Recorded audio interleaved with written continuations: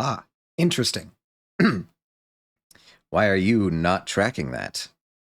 Well, welcome everybody.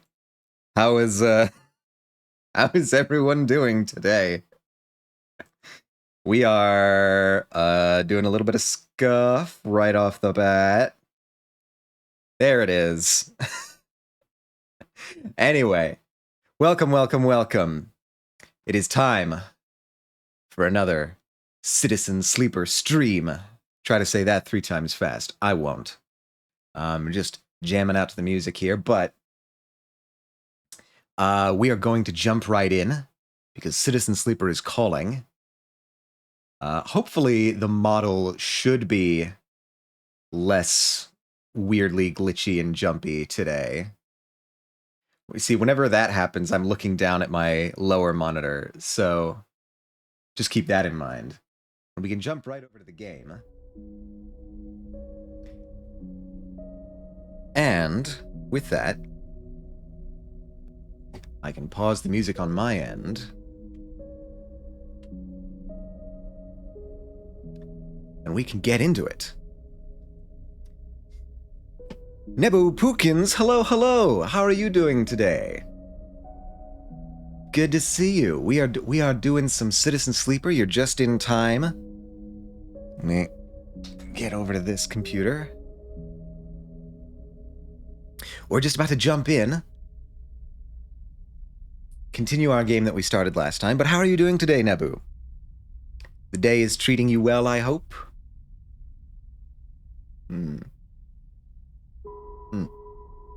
Excuse me, I was rubbing my eyes. I got a question, but it might require too much math and be disruptive. Tell you what, throw it to me anyway. We've got time. I can maybe reference you some math. Even if I might not be able to work it out myself, I can definitely point you in the right direction.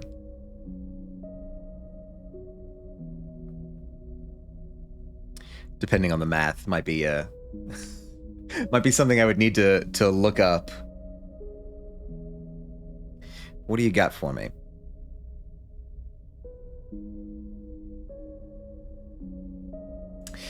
So,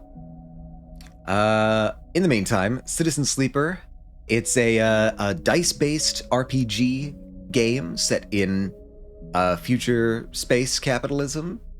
There is a ring station. We are on the ring station. We are a person whose mind was uploaded to a robot body that ran away from our corporate masters and are attempting to build a new life for ourselves here on the station. I think it's called the Eye. I don't know. I'll need to check again once we get in. But aside from that, there's a bounty hunter who's found us and basically has us on a leash. There's a budding resistance movement that we're slowly embroiling ourselves in. And I'm sure there's other things that I'm forgetting. It's been a week since I played this. So let's just jump in and see.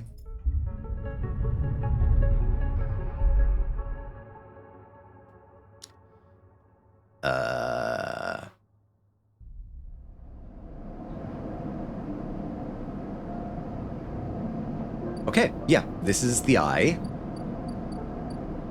The nice thing, it's a ring. You can scroll along its circumference, and all these are little things that you can do. Every day, you wake up in your home right here with a certain number of dice that you can assign to actions that you find in the world. And yeah, that's oh, okay, hold on. We got an actual word problem here.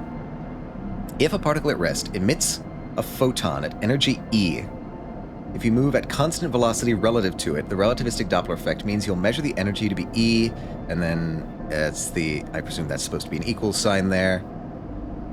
How did they derive this formula? I looked at the various formulas on Wikipedia's relativistic Doppler effect, but I don't see how you get the 1/2 factor in energy. 1/2. 1/2. Oh, no, wait, that might not be... There might not be an equal sign there, actually. Yeah, that's one God, I don't know if we ever even did a derivation of the relativistic Doppler effect. Actually, hold on. I have my electrodynamics book over here. Let me see if I can just pull that out and check. Model might go a bit wonky here for a second. Excuse me. I have the literature right here. I will look through and see if I can find an answer to your question. Mechanics. No, let me actually just look in the index. I guess we'll try relativistic Doppler effect, and then we'll try Doppler effect proper. Relativistic, electrodynamics, potentials, relativity. No, okay. It would probably be under Doppler effect. Doppler effect, Doppler effect, Doppler effect. Really?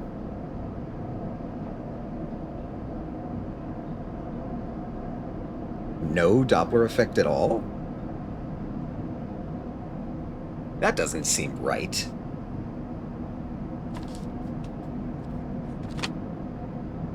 Griffiths, what are you doing to me?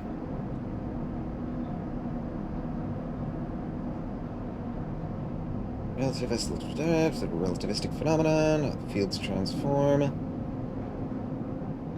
Dynamics. Okay, well, let's just try going there and seeing what this looks like.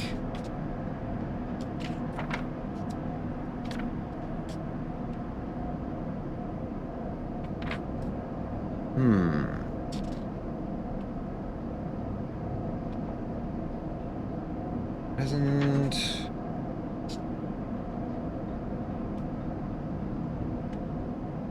Radiation. There's gotta be a section here on the relativistic Doppler effect. There's gotta be. It's so classic. I refuse to believe that they did not include this in the book. Sorry, I see, this is probably not very interesting to watch.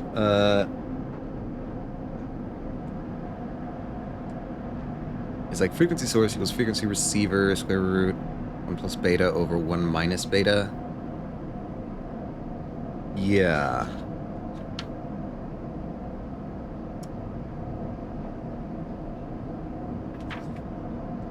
There's probably some kind of algebra you can use to get from that equation to the one that you previously listed.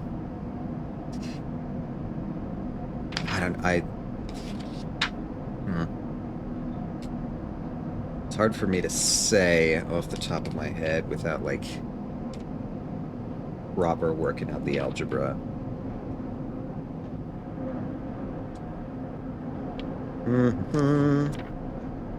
Light cones.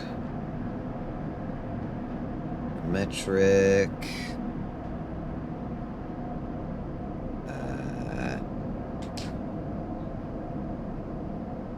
Relativistic kinematics. That won't be it. Compton scattering. That's almost relevant. I'm honestly kind of baffled that this would not be like a proper section in this book. Nebu, do you have access to, like, any textbooks? Like, not Wikipedia. Like, any proper electrodynamics textbooks? God, I'm gonna have to go find Jackson, aren't I?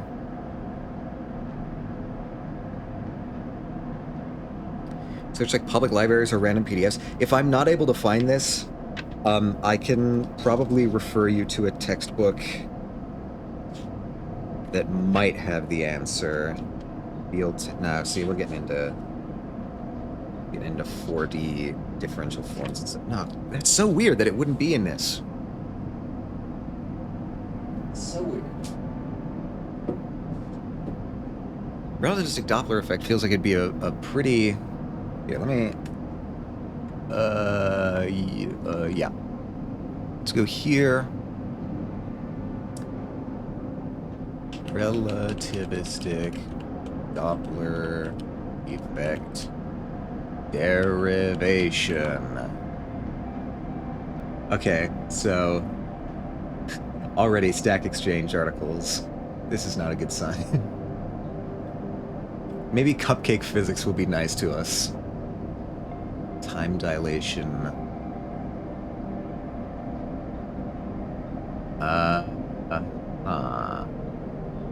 Okay, well that gives us that.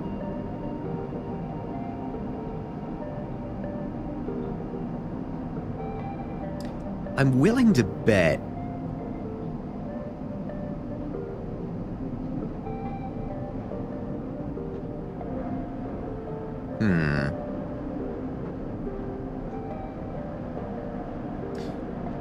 I'm willing to bet that... Here, let me... If I can bring up my paint software and maybe jump over to this. So, like, I presume that you've seen this sort of derivation before, Nebu.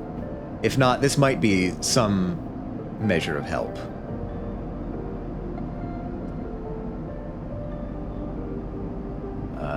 But aside from that...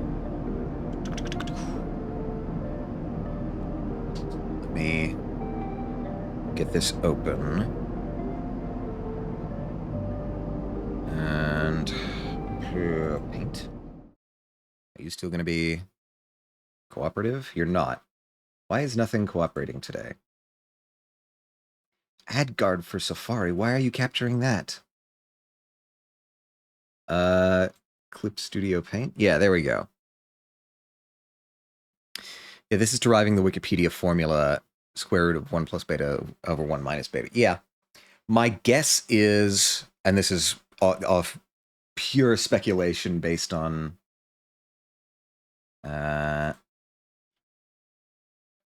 prior experience. This is not based on any mathematical reasoning. Oh god, I need to do the thing.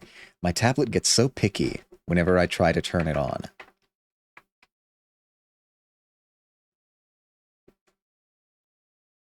Don't clip that. So you've got shit, I lost the equation. Where was it? God damn it. I think what we need to be doing is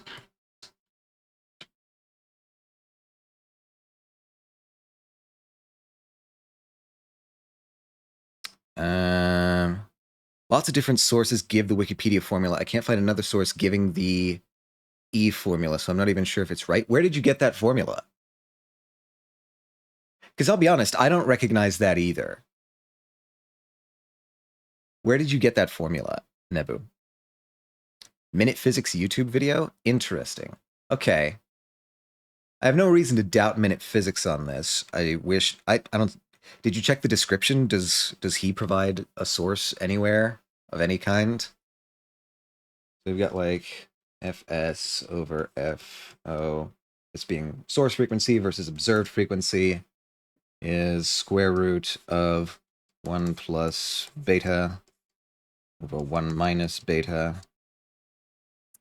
So the frequency of a photon is directly proportional to its frequency,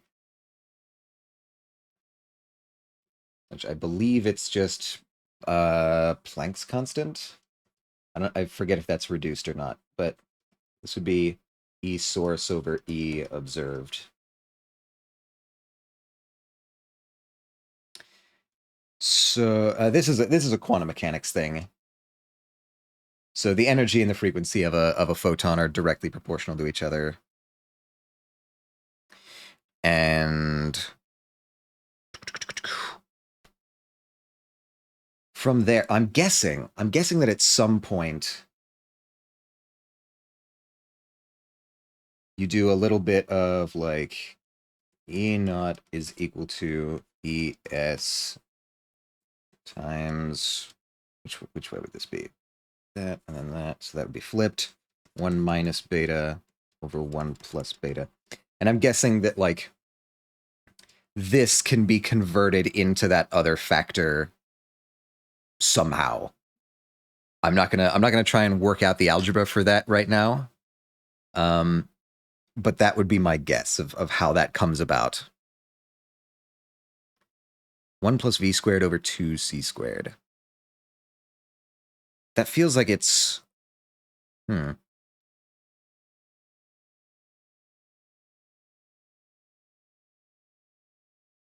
Yeah, that is interesting. I don't recognize the equation. Let's go back to here. Yeah, that's the best that I can figure for right now. I would need to actually, like, dig into the algebra proper to give you a better answer than that. But yeah, Citizen Sleeper subscribed with Prime. Thank you very much, Nebu. Always appreciate the support. Yes, you get access to some emotes now. That's fun. I made them myself. They're not the highest quality emotes, but they were made with love and care.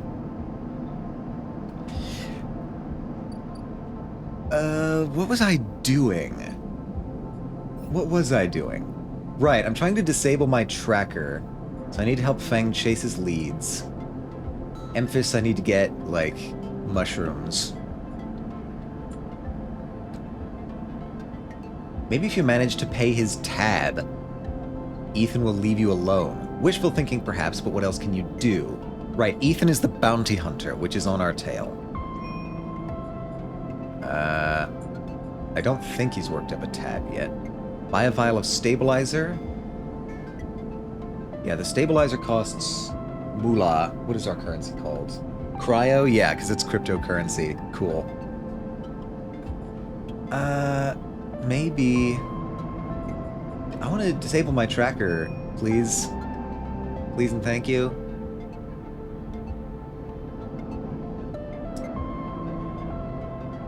I don't see any indication that we can do anything like that. Huh. Well, I seem to remember that the mushrooms are on the other side of this gap. We need 150 cryo. Okay, we cannot do that.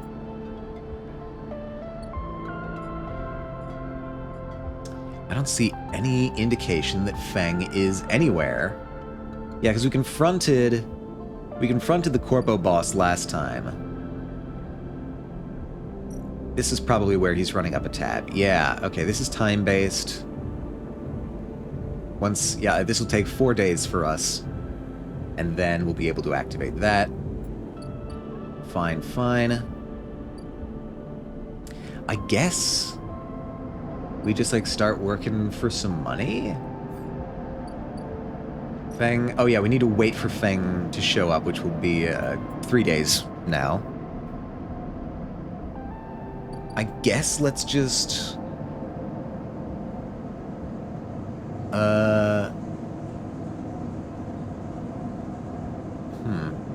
Oh, right, we have 2 meters. We have energy and condition. This is our condition. Condition determines how many dice we get at the beginning of each day. And energy... I forget precisely what energy does, but we want to try and keep it up. So maybe... a trip to the noodle shop? Or excuse me, a trip to the emphasis stall? Right, we'd need fungus for that. We don't have that. So instead... excuse me, we need mushrooms for that. We have enough for fungus. So we'll eat fungus, get fully replenished on energy, and then we'll go do some work at the shipyard. I can remember where that is. Haul materials or assist a shipbuilder. We have a perk that lets us predict what some of the benefits will be. I would rather sacrifice energy than condition. Personally.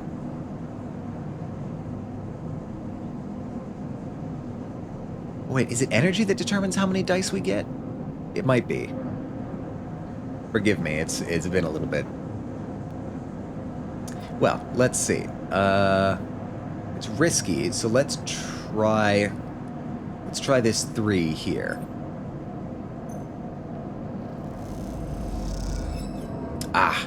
Alright, so we can either get a positive, neutral, or negative outcome on any, I guess you would call them skill checks.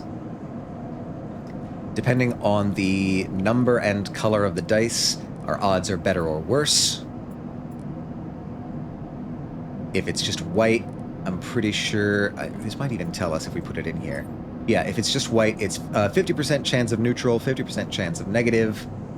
If we put in a die that's half white, half yellow, it's 25% positive, 50% neutral, and 25% negative. And if we put in, I believe, a full yellow, it's 50-50 positive neutral, if I'm remembering correctly. Hello, monkey! Hello, hello, hello! Welcome in, how are you doing today? We're just playing some more Citizen Sleeper. And I've tried performing a little bit of adjustments on my model's parameters to make it not quite so wacky. But I'm not sure how it's going. The eyes in particular really like freaking out. How goes the RNG? The RNG is not terrible. I would call it fair. We haven't been getting a ton of high rolls. So like, yeah, you can see the one we just played here was a half yellow and white 3. So you can sort of extrapolate what our rolls are like there. The eyes was doing things last time. Hopefully they won't be doing them as much this time. Particularly when I'm looking at the game. It seems to like have a special trouble when I'm like looking down at my monitor down here. I don't know if it's because like the frames of my glasses are like getting just in the way of the eye tracking or something like that, but hopefully when I'm looking up here at the main game screen, which is what I'll be doing most of the time, it should be okay. Yeah, so like right there, it's having trouble with the eyes. I don't know. Maybe there's something I can tweak. Maybe that's something with the model. You're doing phone or camera tracking? I'm doing phone tracking. I don't know, maybe I just have it like... I don't know, maybe the parameters are too sensitive or something like that. I couldn't tell you exactly. I need to contact one of the other VTubers and see if they can give me tips on how to properly set up the parameters for this, or maybe it's just something in the construction of my model. But we'll see. In the meantime, I think it's working better than last week. Phone tracking definitely is the best. I'm probably just calibrating something wrong on my end.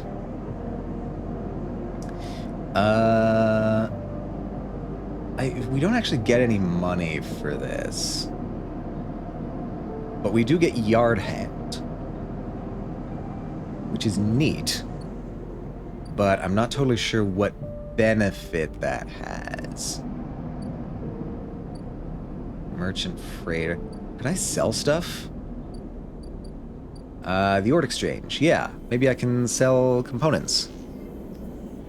Or ship mind fragments. Still not sure what a ship mind does or is for. Not too bad having some Arby's. I like Arby's. I know Arby's gets a lot of flack, but I can't say that I dislike Arby's. Probably mine's the ship. You're not wrong, Nebu. You're probably not wrong. I'm assuming it's it's definitely like an AI core for a ship, but I don't know. Is that like something that I'm gonna need later to make a ship and escape? That feels very, like, early game to have something like that. Because I'm presuming this is the only setting of the story. I don't know. It's also possible I haven't really explored any of these other areas. So maybe that's the move. Don't rely on it for how to make your cheese stay on your pizza. That feels like an AI thing. Is that an AI thing? Is that a chat GPT response? It sounds like it. It's an AI meme. Yeah, okay. God, what an invention. I'll leave it at that. I'll be diplomatic and say, what an invention. It's said to mix non-toxic glue into the cheese. I mean, is cheese not just a form of non-toxic glue? Are we to stifle ChatGPT's creativity in this way? Ah, man. Maybe Tavla. Maybe Tavla's the key.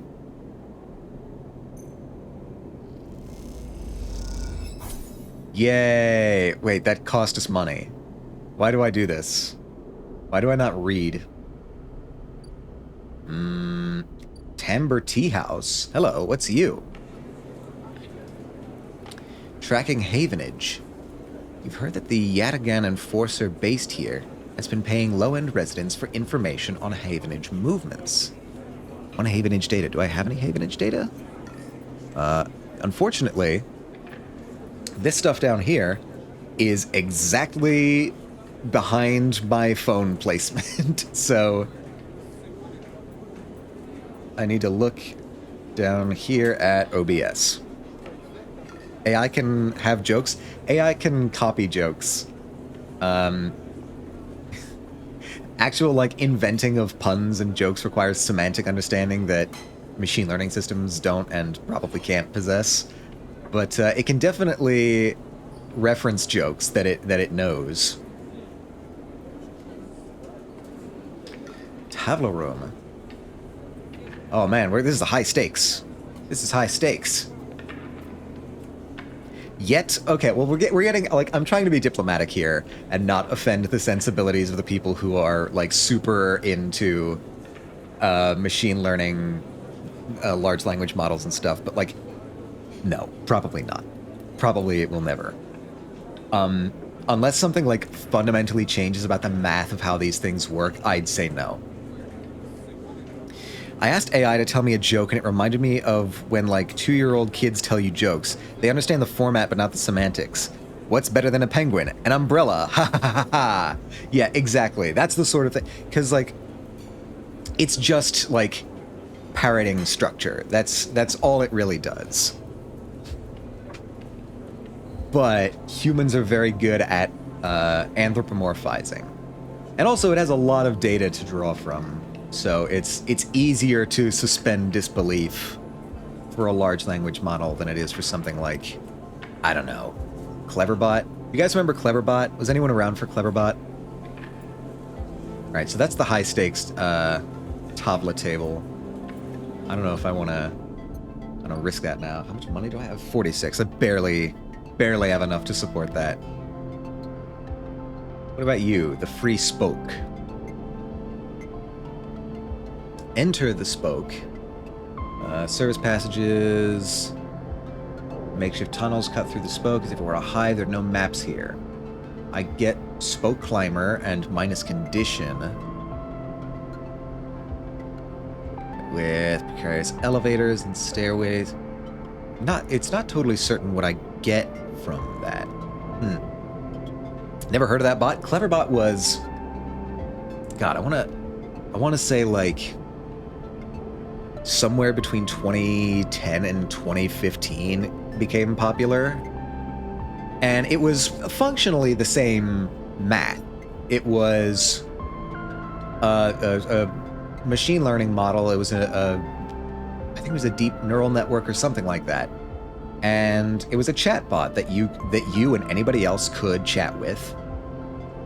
And it would, instead of like taking a bunch of labeled data from a source, at least not to my knowledge, it would accumulate data by having conversations with users.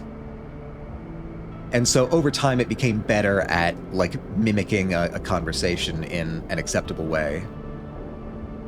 But nobody freaked out and started claiming that that thing had sentience. Partially because there was nobody on any marketing teams trying to make it seem like that. But I digress. All right, tell you what, let's scale the spoke. Or try to, anyway. Hey, we got a spoke climber thing. That requires money. So it was somewhat learning. I mean, like, okay, again, it sort of depends on what you mean by learning. The mathematical models that, you know, quote-unquote AI and machine learning run on are effectively just a lot of linear algebra, but implemented in a way that sort of mimics the way that a human brain learns. And so it's called machine learning. And it can be very effective for certain applications, but obviously, like any algorithm, it has its domain of validity and it has its limits. But there is a belief, particularly among the Silicon Valley folk, that if you just like have large enough models, like more and more data going through bigger and bigger matrices, you'll be able to achieve actual sentience like a human brain. But no, that's not how a human brain actually works, as far as we know. Where do I get money? I feel like I need money. Can I sell things to a merchant? Haggle over prices. Buy a shipmine fragment. I can buy a shipmine fragment. But I can't sell a shipmine fragment.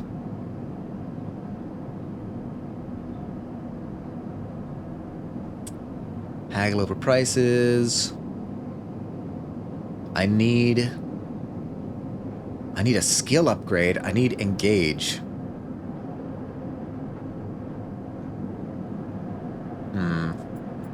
I mean, but I think that's more for buying than selling. Another ship is coming soon.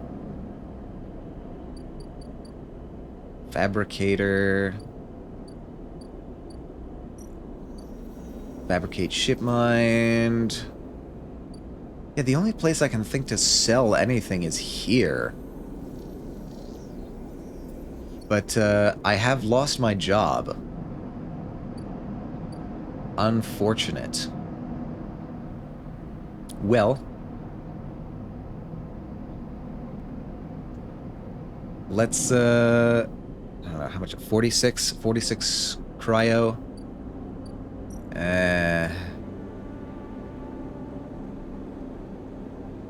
Yeah, I'll buy some fungus to replenish my energy so I'm not utterly devastated when I wake up. Alright, let's end cycle. Has things exploded yet? Only in a metaphorical sense. We have not actually... Oh, wow, okay, that's pretty good. That's pretty good RNG, look at that.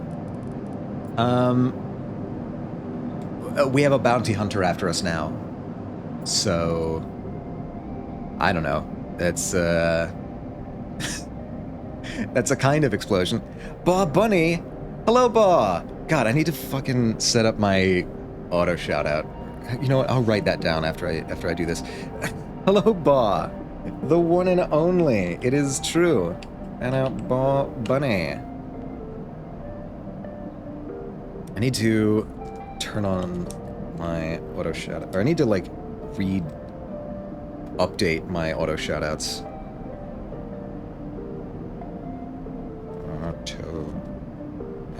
Yeah. There's a way to do auto shoutouts? Yeah, in Mix It Up bot. I don't know if you have that, but there is a way in Mix It Up to do auto shoutouts for certain users. It's a little bit clunky. Like it's like I need to go in and like manually add the name of each individual person to that person's entry command. But yeah, it's possible. Just hire a bounty hunter to go after the first bounty hunter. A genius, if I had the money for it. Bounty hunters all the way down. It's an infinite tower of bounty hunters. It's like that quote about the KGB is how everybody had their own person who was in charge of keeping tabs on them in just this infinite circle of espionage. What the heck? Yeah, it's true. It's super convenient if you can remember to set up the commands.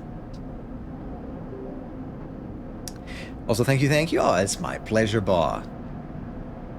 Good to see you around. We are, I'll be honest, a little bit going in circles here. Pun not intended, but we have... No, mission. Okay, so it kind of just feels like we're waiting around for things to happen. Like we're waiting for this to complete, which will take another 2 days.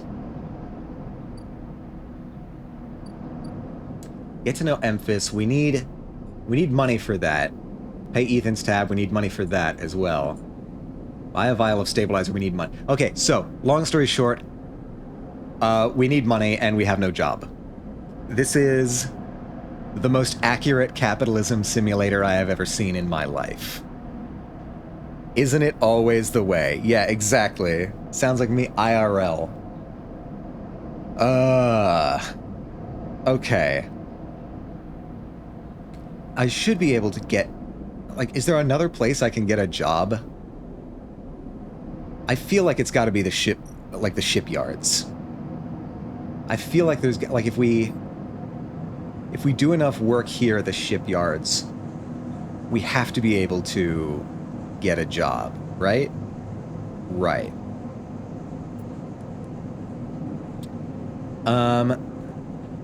This will deplete our condition, but I'm not sure we want to do that. Got an extra kidney you don't need?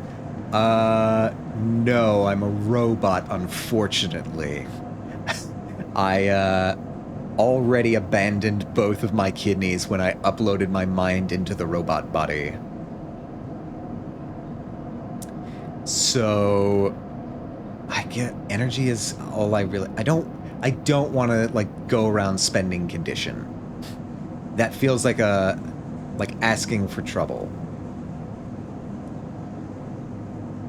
So I'm gonna do energy instead.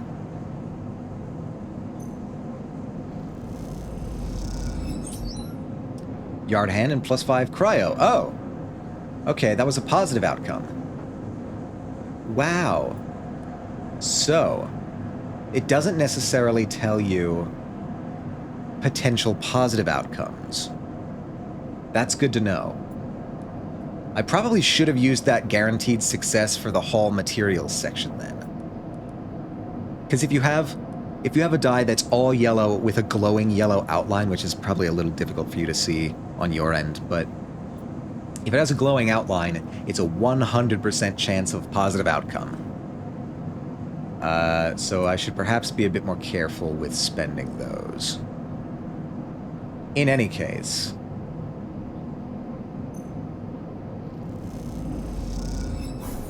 Yes, added yard hand, blah, and didn't get minus energy. Cool.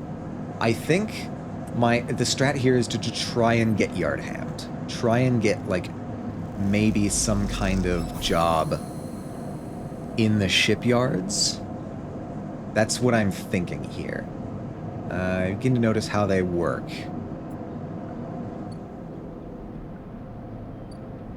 What do you have for me? Yes. Yes. We did it. We have a job. Hell yeah. Alright. This is the strat, folks, is just go down to the local dockyard and start moving shit around.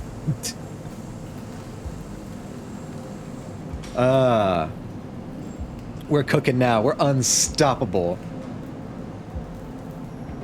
Junior Tech, Welder's Mate. Junior Tech seems more like our... Yeah, because we got a +1 to this as well, and that's safe. Hell yeah, we can bank some cryo out of this.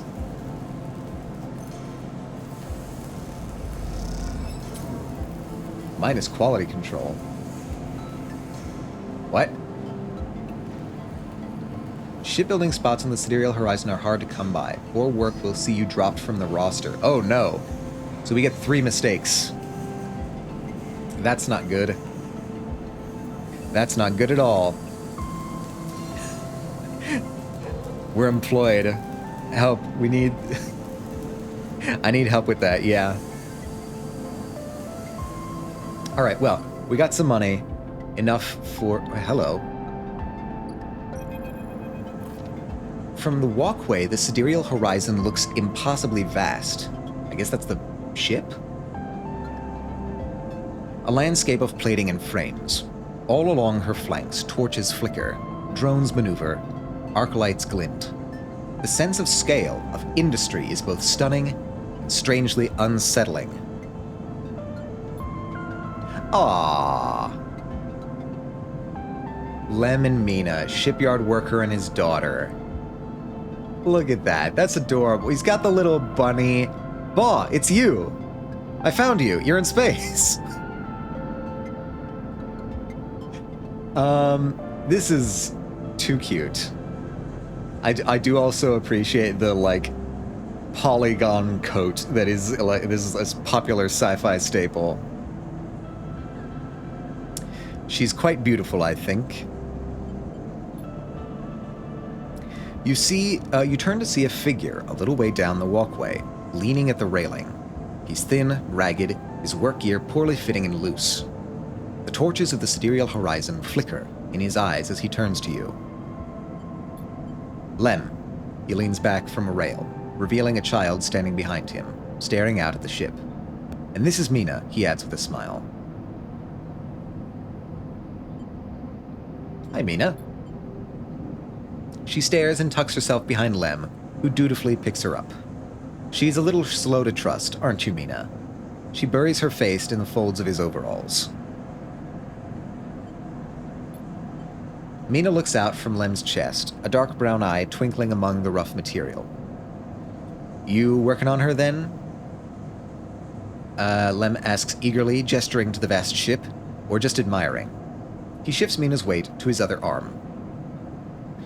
Working. Me too, me too. He flashes a Havenage pass. I knew it just to look at you. I mean, he stumbles a little over his words, not wanting to be misunderstood. I mean, you look like a worker. She's Mina's and my ticket out of this place. Our escape vector, so to speak.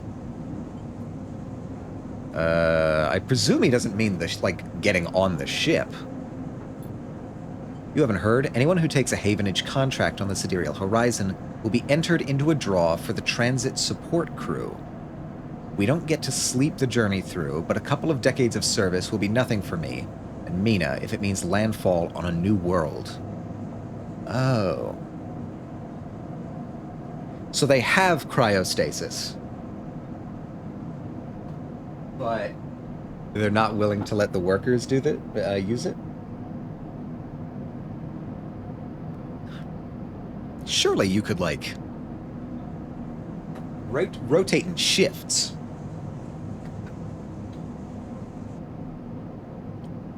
I don't know. Maybe that's like a rich people thing, is being able to sleep during the multi-decade journey between star systems.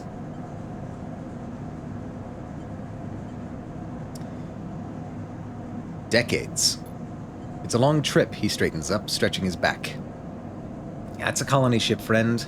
The Celis Foundation is sending thousands of people to settle a system well outside the reach of the core worlds. It'll be totally independent colony. No surrogacy, no corporations. Okay, I haven't heard of the Celis Foundation yet. Who is this? They're Havenage's client, yeah, some wealthy project from the core systems, interested in independence and self-sufficiency and all that. They hired the whole shipyard out. Helped re-kit it and everything. Someone else's dream, I suppose, but doesn't mean people like me and Mina can't tag along. Mina responds by pushing his hand away. Daddy, she whispers. Food. Pulling an exaggerated grumpy face, she glances furtively at you as she plays with a set of dog tags that hang from Lem's neck.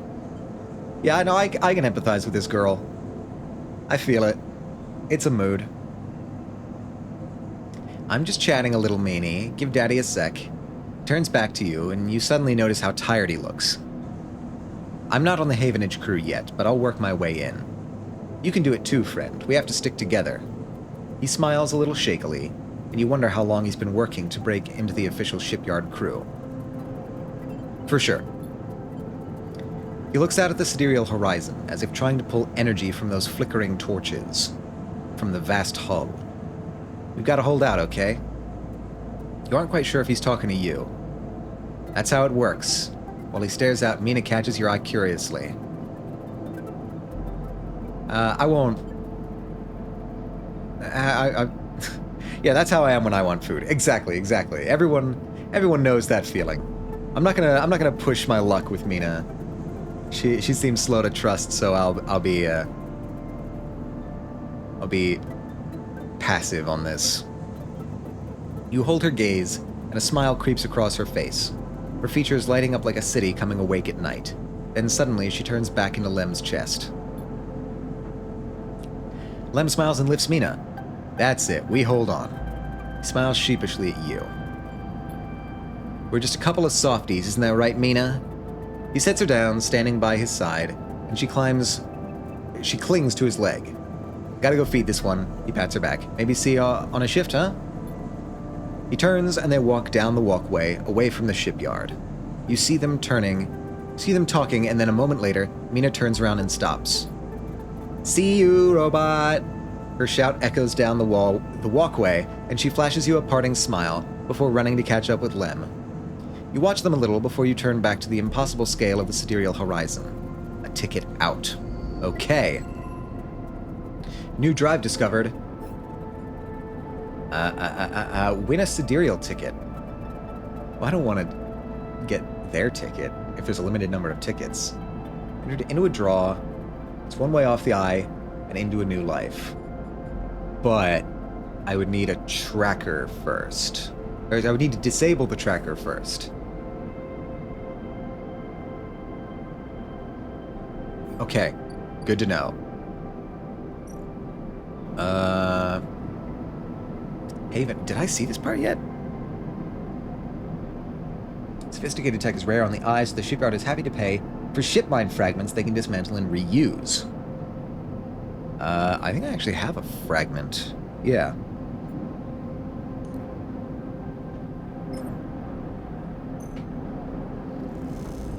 And this is tracking yet again. That's fine. 30 cryo. That's pretty nice. How much do we buy ship mine fragments for?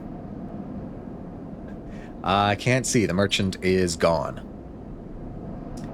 All right, 2 days for that, and well, another ship should be coming in tomorrow. Actually, 3 days for that. In either case, I need money. My primary purpose right now is acquiring money. But first we sleep.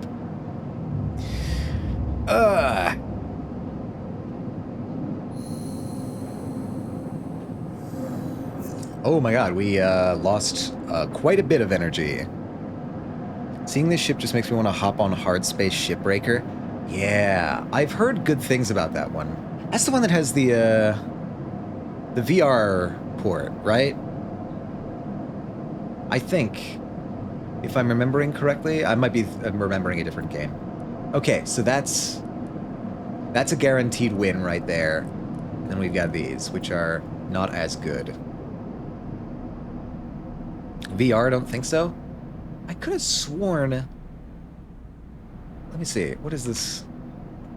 Go to the store page. Hard space shipbreaker. What am I thinking of? I could have sworn this had a VR thing. Am I misremembering this? Some operating system? No, I guess not. I guess it's not VR. What am I thinking of then? Let me see. I know I had something... Detached. That's what I'm thinking of. I'm thinking of detached. Yeah, no, breaking apart old ships. I get you. I'm thinking of a different game.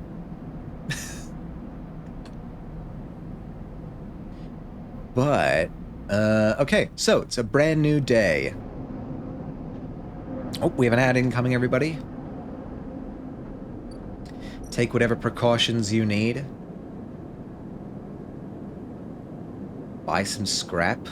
I can buy scrap. How much can I sell scrap for? If I'm buying it for 20 cryo, what can I sell scrap for? Sell components. I don't have any components right now. Alright, you know what? Let's try it. Let's try flipping some scrap. You are protected from ads. It's true. You have the guard. Alright, so it's 20 per piece of scrap. Let's buy a scrap and see.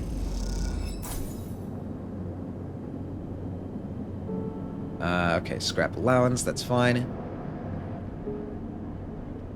That's probably why they have a scrap allowance, is to prevent you from going overboard flipping this. Excuse me? Did I not? Oh my god, I got a ship mine fragment. God damn it.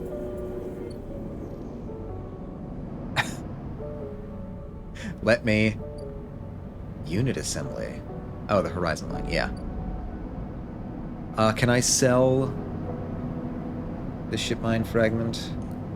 They keep telling me that these things are hard to come by. Oh my god, it's very, very precise. They keep telling me these are hard to come by, but I've been running into them all over the place. Alright, so if I get a ship mined, it's a 10 cryo profit. That's reasonable. But what about actual scrap? Please give me scrap.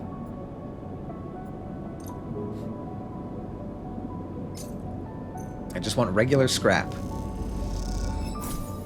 Random scrap item. Okay, so that was 20. It was a cost of 20. And then if I flip it at the exchange...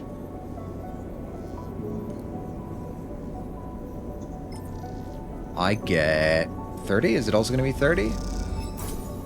12. Nope. Okay, so that's not worth it. It is not worth it to sell scrap. It is not worth it to buy scrap to try and flip it. What are you? Play the exchange?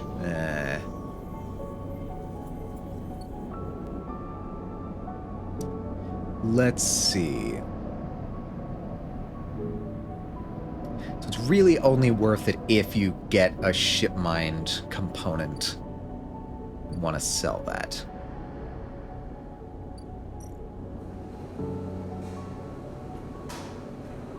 Oh, we can get a job delivering noodles. That's cool. Express delivery. All right, let's be a little more careful with that.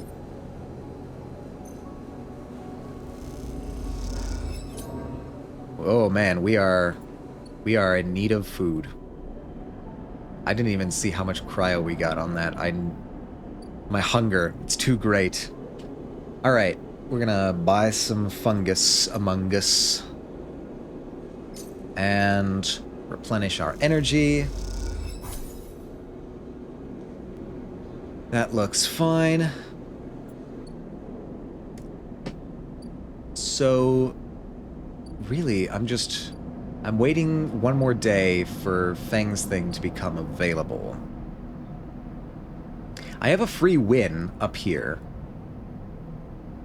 so I could use that for something. But what? Maybe a riskier job here?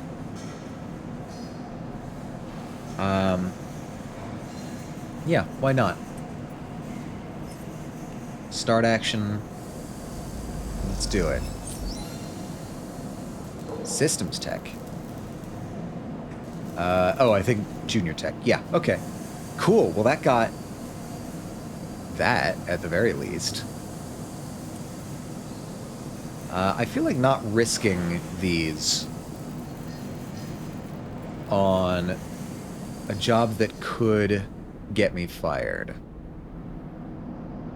So maybe, what else can we do with ones? Not there.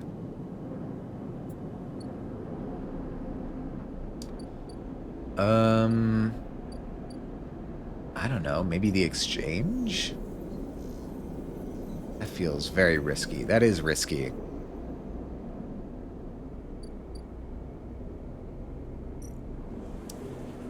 The Tavla room.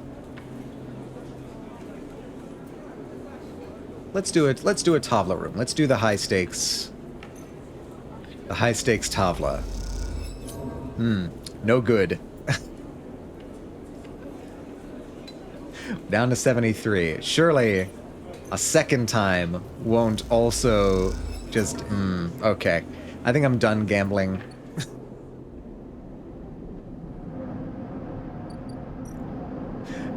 Let's end the cycle.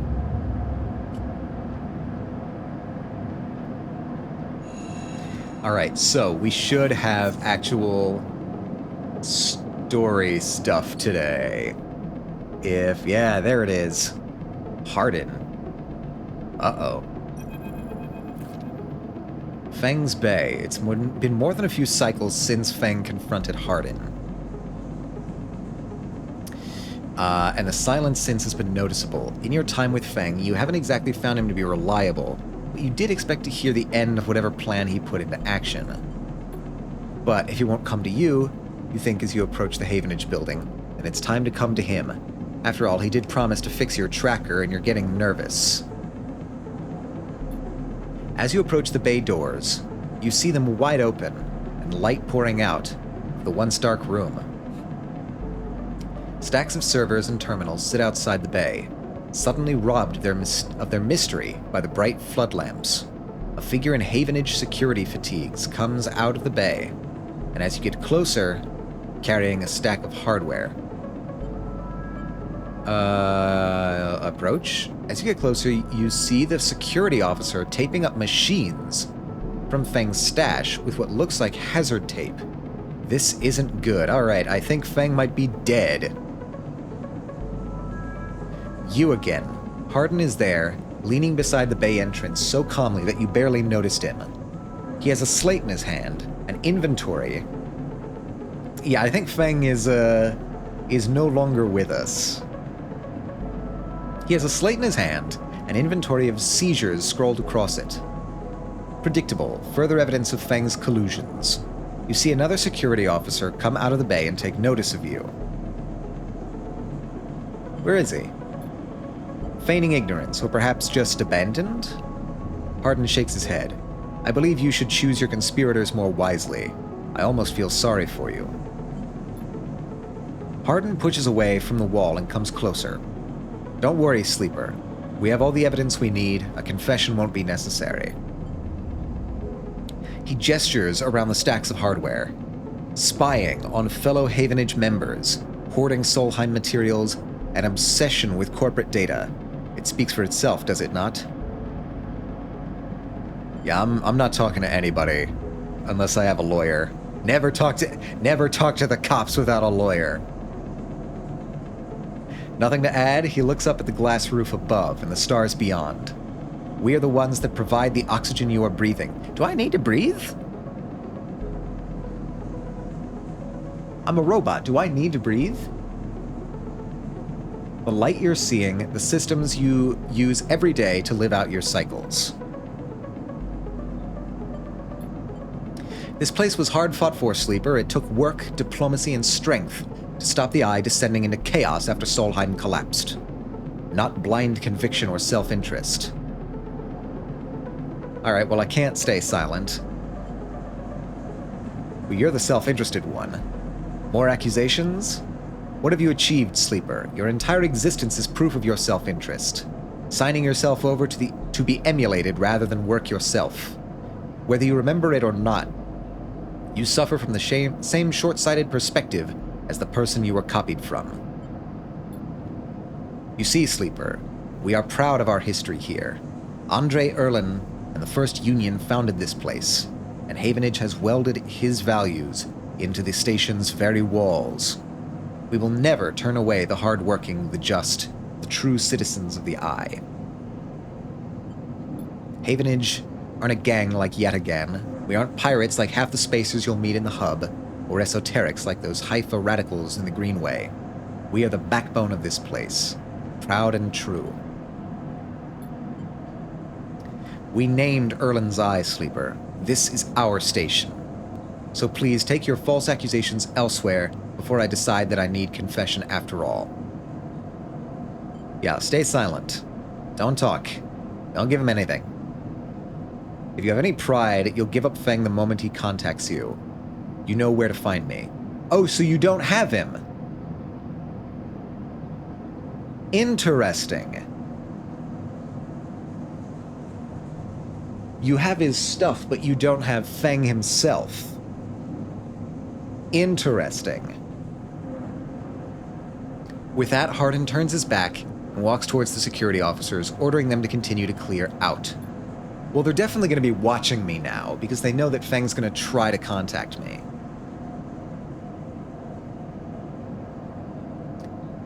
As they do, something catches your eye among one of the server stacks. A crumpled hand-printed box of synthetic chewing gum.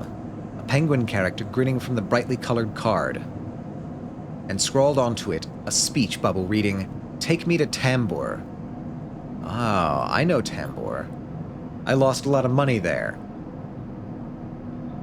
You carefully pocket the box, making sure no one is watching, then turn away just as another stack of servers is wheeled out of the bay.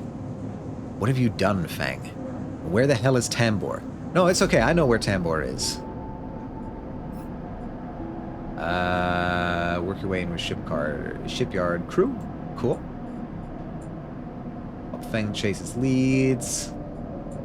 Yeah, okay. First of all, I need food.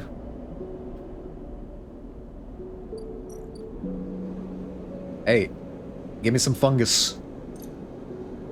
Give me some fungus.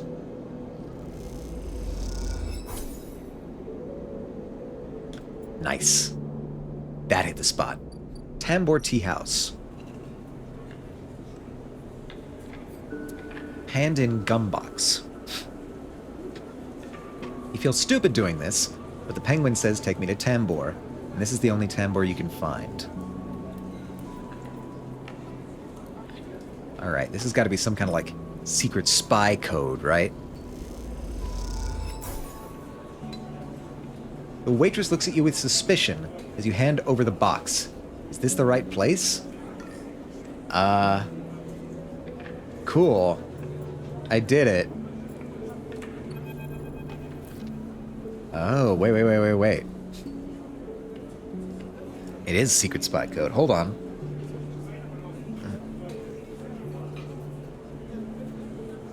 As you go to leave the Tambor Tea House, a hand falls on your shoulder.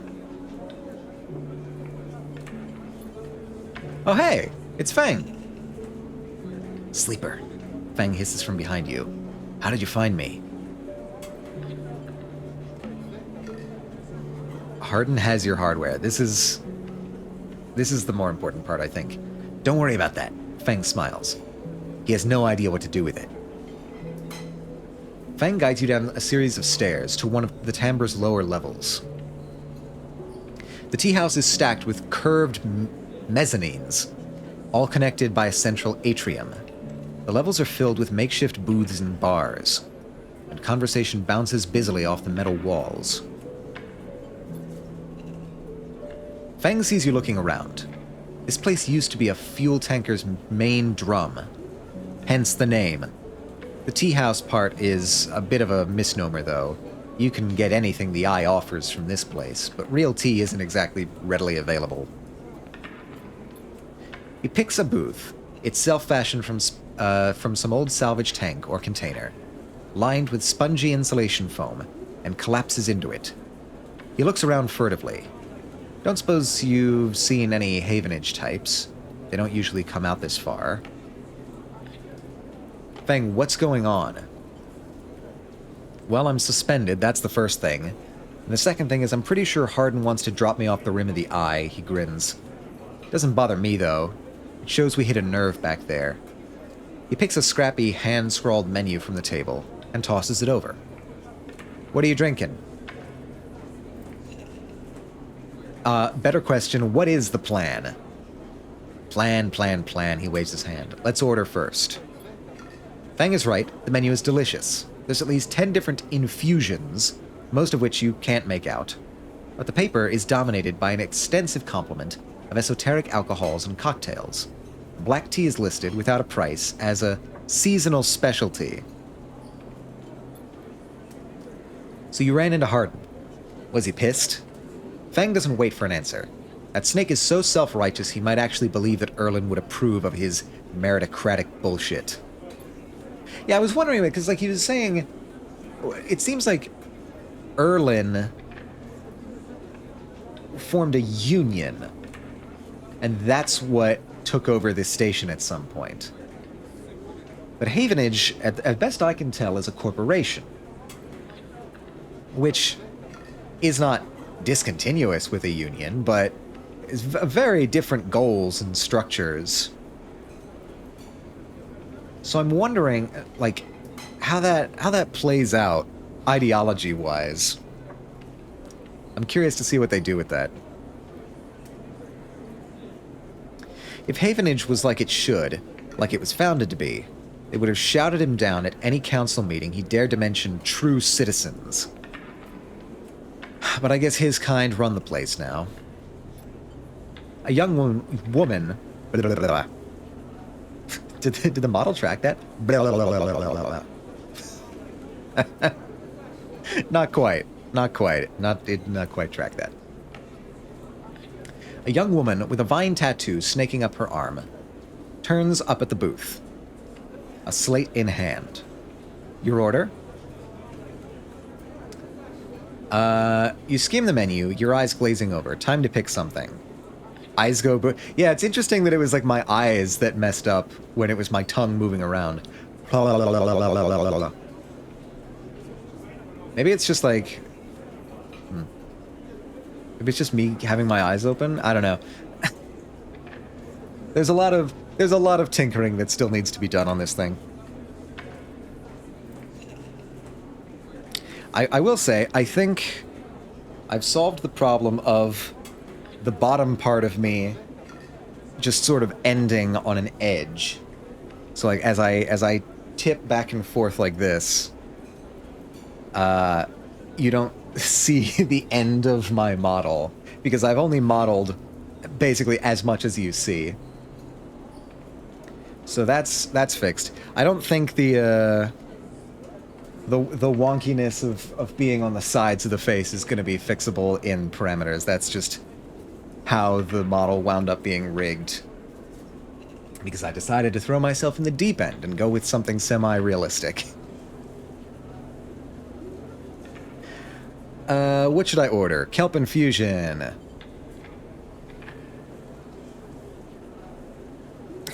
Damn, this bitch moving. Hi, Liza. How are you doing today? I've been moving since last week. Last week I had a surprise reveal. I finally said, fuck it. I'm not gonna have a proper excuse to get this thing started. And so, I just did it. Wait, shit. Wrong Liza. Wrong lies. And it's too simple. I couldn't handle it. All right, well, there we go. Yeah, no, Liza knew about the model. I want to say like maybe a month ago or something like that. Just because it came up in conversation and I had run out of. It was not clear that we were ever going to do another like Diddles Game Night collab, and so I finally just like said, fuck it. No more PNG Atomica. And the last PNG was literally just a screenshot of this model, but I digress. Anyway, how are you doing today, Liza? What are you up to? You on your toast maxing? Doing your... It is Saturday. Yeah, it's Saturday. You doing your Saturday stuff? Of course it's Saturday. I'm streaming. Why did I even question that? I'm hanging out with a friend today. Oh, hell yeah. I hope you have a good time. Hanging out. You doing anything fun? I hope you're doing something fun. I hope you would not meet up with a friend and then go to, like, the doctor's office or something. I'm gonna make myself a coffee and pick up a little in my room. Ah, excellent. Yeah, do that self-care maintenance routine. We love to see it. We have found ourselves in space capitalism. Unfortunately. We're trying to make do. We got a job. We got fired from our first job. We got a new job. And we're 1/3 of the way from getting fired in that job, too. I have no idea. We're playing with her cats. Then we leave for work together. Oh, you work with her? Fantastic. Yeah, good job. Starting off a day with cats and then just winging it. That's a solid plan. I like it. Yeah, okay. I ordered my kelp infusion. And she begins, looking at Fang. But when she sees him, she suddenly stops. What the... Fang shrinks a little. You were supposed to be working. This is your shift. He grins sheepishly. Fang, this is your shift. You can't just be sitting down having covert conversations with me like this. You gotta save your spy shit for off the clock. Yeah, her and I worked together at our old job. She helped me get a new job now. Oh yeah, that's right. You're did that start already? I forget if I had asked you this or if I had heard about this. Like, has that job begun? Is that where you're going?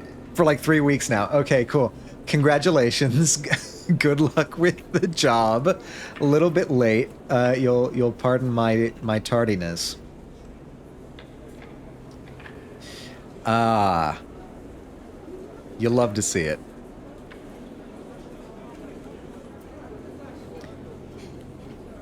And is that, I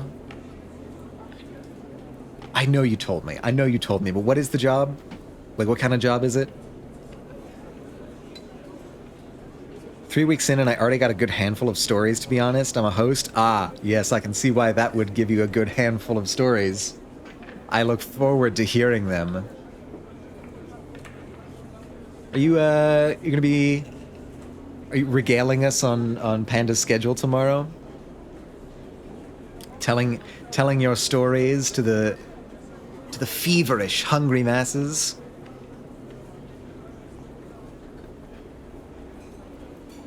Oh, I should be able to if he lets me. You know he would not deny you. You know he would not deny you helping with schedule.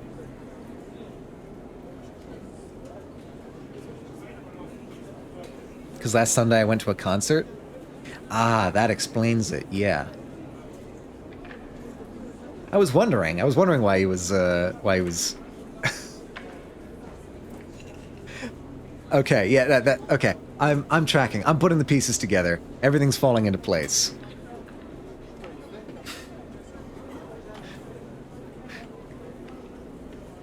Poor baby boy had to do art himself. Art by yourself is no fun. It is. It's just more fun with company. As are most things. You work here? Yeah, it's true. Having art friends, or just people like hanging out watching you do your art. It's a nice vibe, I will say. I've only done that a couple times, but it is pretty cool. Fang waves you to be quiet. Look, Jenna, let's just say this is my break. My friend here has been through a lot. Jenna looks between the two of you. I'll wave. I'll be friendly. Fang doesn't look pleased. 2 minutes, says Jenna, pointing at Fang. And only because I don't want to get dragged into whatever this is. She gestures at the table and walks off. I'm getting things together, and man, am I stressed. Getting them together for what? For today? What's stressing you out, Liza?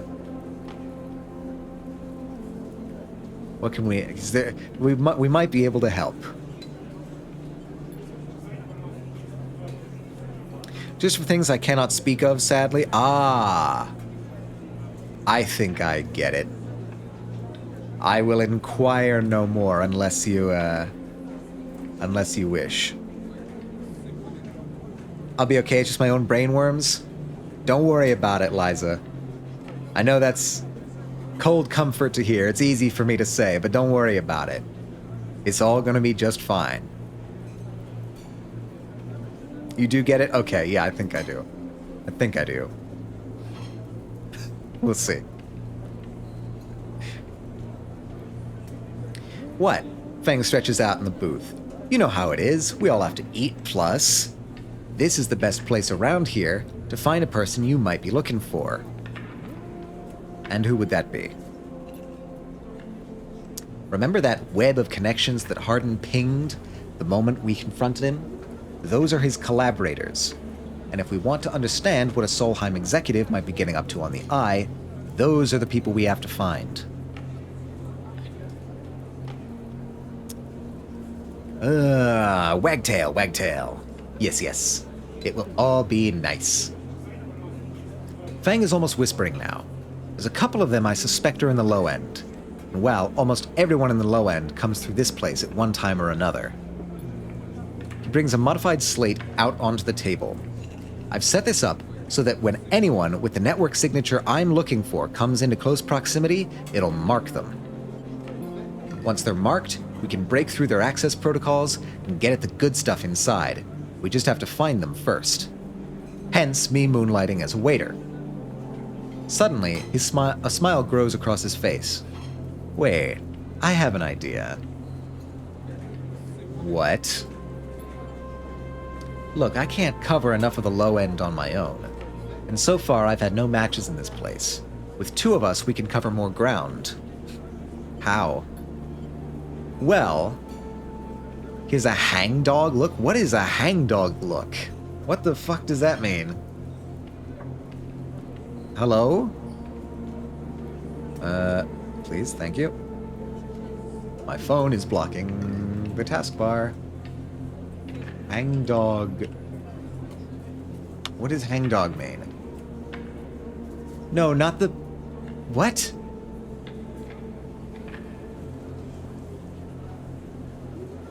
Why would you...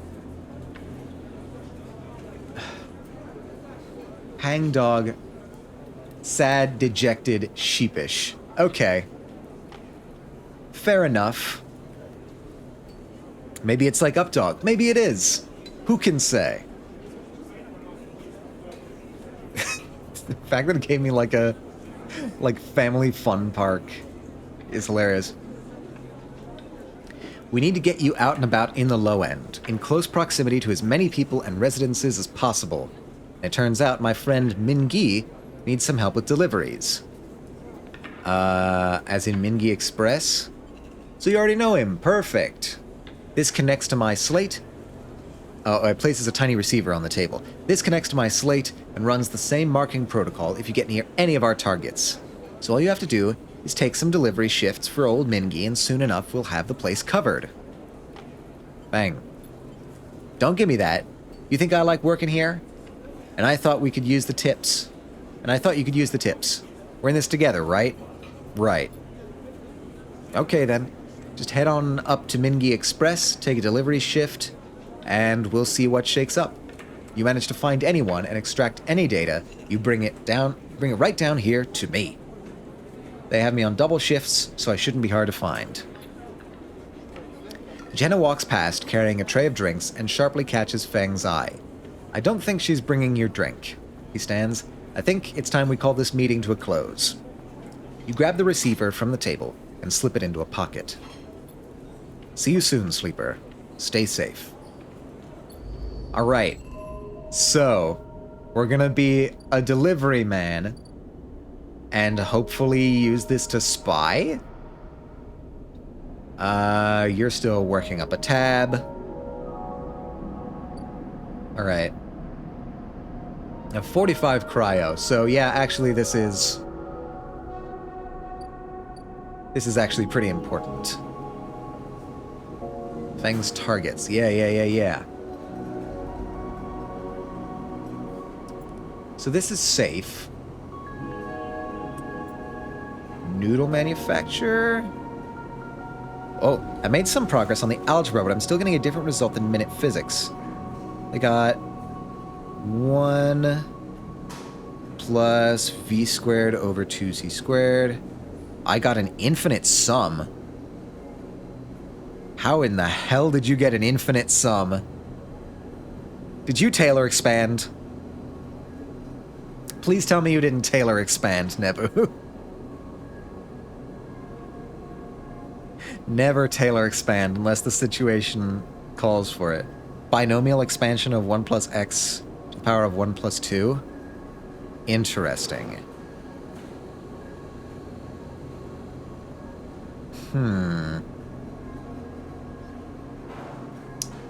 Try truncating to like the first term or so. Try that and see if you get anything close to what you're looking for. Like try literally just using an approximation of like the first term or the first 2 terms or something like that. Try that and see if you can get something close. Sorry I waddled to my kitchen, but would you like to see some art? Absolutely, I would like to see some art. This is my favorite 3DS game growing up. Wait, this? Citizen Sleeper? I thought this was new. I thought this was new. Oh my god, that looks stellar, Eliza. It looks amazing. I love the frogs. The frogs are delightful. It is, I'm just lying. Ah, excellent. Perfect. Also, hello, Smelly Plain Man. Welcome in. I would have believed it. I don't see any reason why this couldn't have worked on the 3DS.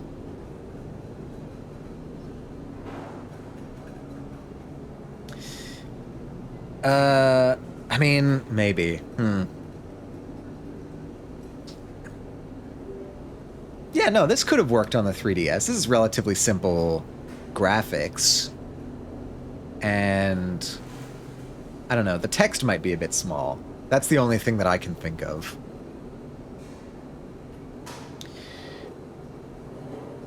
Senseless lies about nothing are the best kind. Ah, I feel like that's gonna be someone's political campaign. 50% neutral, 50% negative. I don't think I like that. What about you? What do you look like? That's acceptable. Hydrate and stretch? I can hydrate and stretch. Absolutely. I'm gonna hydrate first. Ah. And then we're gonna stretch.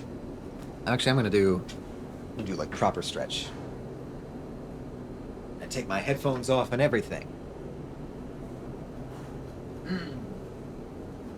Ooh. Yeah.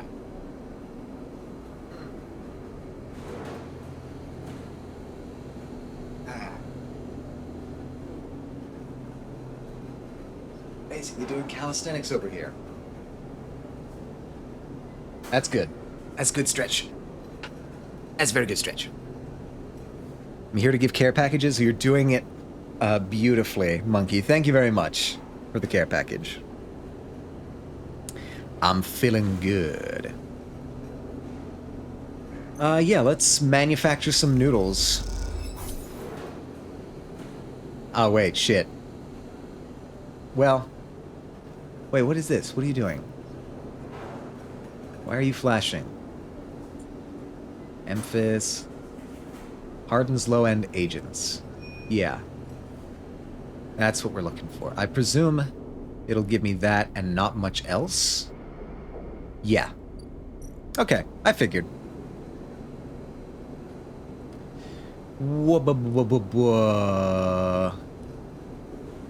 It's risky, but I have a 100% positive, so let's use it. Oh, we got 13 cryo out of it. Nice. Now we're at a whole 61 bucks. Guys, I think we might be on the up and up. I think no one can stop us now.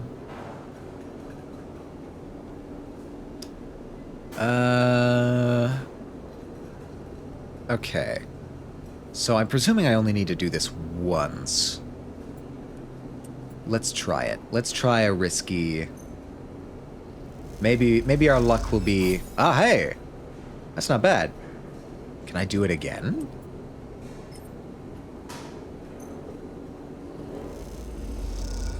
No. Okay.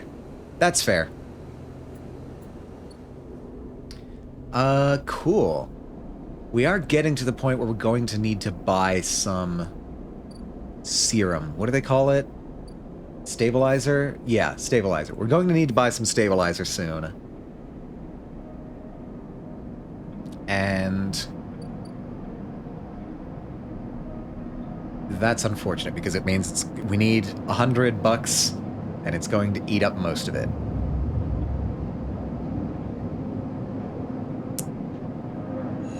Rise and shine. Smackaroos gone like the wind. Emil, you'd probably like this game. It's capitalism in space. From the perspective of somebody who's very poor. We are very poor. We need money, and we don't have a lot of it.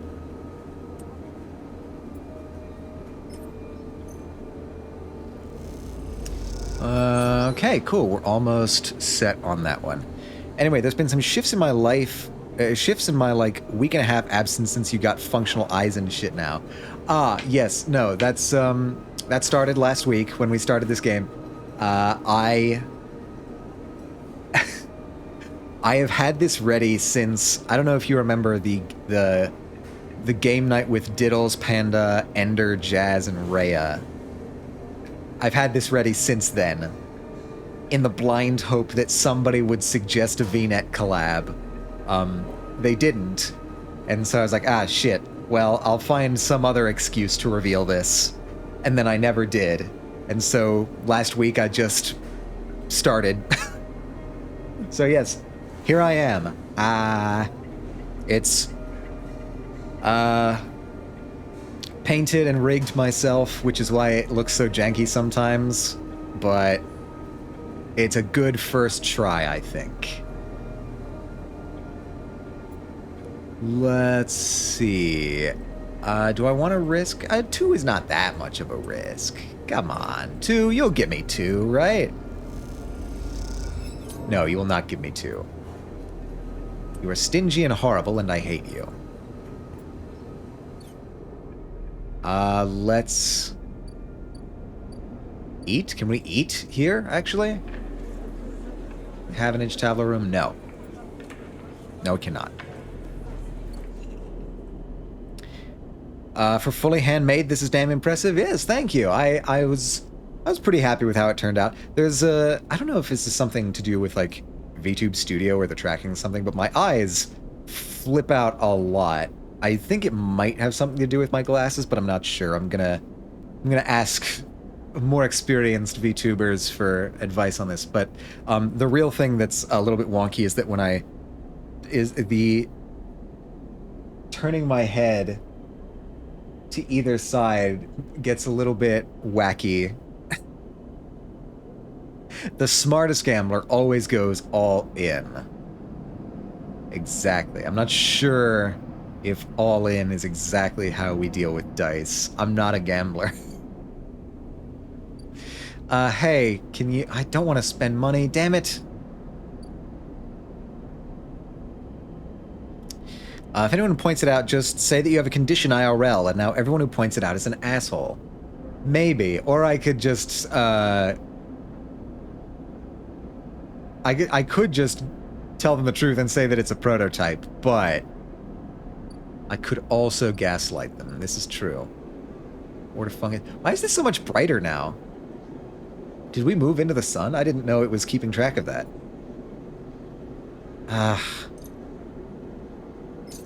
Start action. Fine, I'll eat your fungus.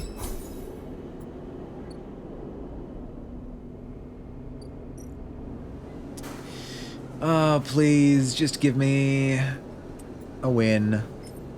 We're almost done with this objective. Yay! And we get 9 cryo. That's almost what we lost. Plus fungus fan. Yeah, this game kicks ass. Sleeper. You see Feng coming out of the corridor as you step out of Mingi's. The kelp noodle smell still clinging to your clothes. He comes up fast and stops close, looking around suspiciously. I don't have long. Take these. Feng palms you a couple of those metal thumbnail-sized drive. Ripper worms. Okay. My slate has been buzzing like crazy. It seems your delivery shifts have turned up our 2 targets. There was only 2? Really? I thought there was more than that. He squeezes your shoulder. I knew you could do it. Now we nail these snakes. What do we do? Hardin's boys are all connected by some kind of closed network. You break the access protocols on both of them. You should be able to gain the location of the nearest network ports. Slot the Ripper worms into those ports, 1 each, and they'll feed me anything and everything stored on Hardin's shadow network. Can't wait to see what juicy plans they have in there. You hear the scuff of boots as a group comes up the corridor, likely on their way to place an order with Mingi. You turn for a second, and when you look back, Feng is already halfway down the corridor in the opposite direction. He raises a hand in farewell, and is gone. You run your fingers over the tiny Ripper worm drives in your pocket, and smile to yourself, as you wonder how mad Jenna will be at Feng for this little excursion. Time to slot some worms. Never say it like that again. Don't ever do that. What terrible phrasing. You know what you're doing. Game, please. Hack Hardin's agents. Yeah, cool. Where are those?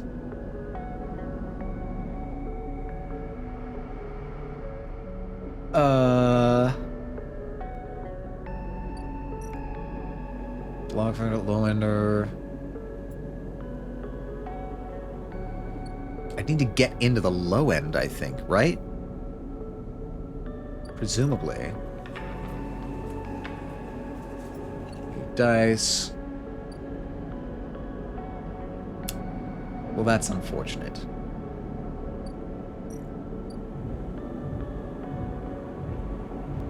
$58 to pay his tab. That's less than I was expecting.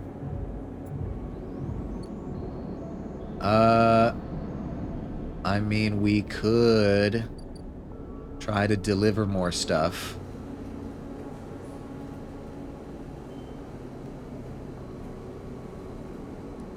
Noodle manufacturer? Maybe that's something I can use? Do I get energy and cryo for that? Yeah, I do. Okay, cool.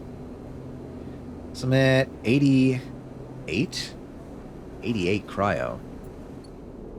Why did I think I had more than that? Oh, it was 83 I had before. Damn it. I thought I had 85. Alright. Well, the time has come.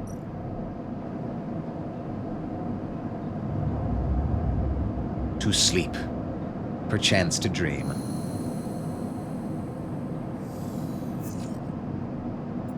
Alright.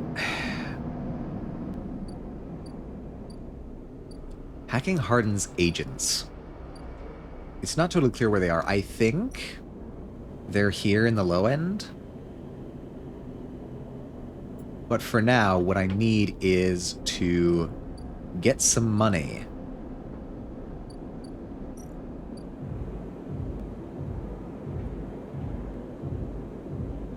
He calls it being fair-minded. Shit. Okay. So we need to accumulate 158 cryo. Today. I think a sign of me getting older is resource management games become more and more appealing. Hell yeah, man. Give me like 30 Glorpos. I need those for my upcoming projects. Yeah, exactly. I am frankly terrible at resource management games.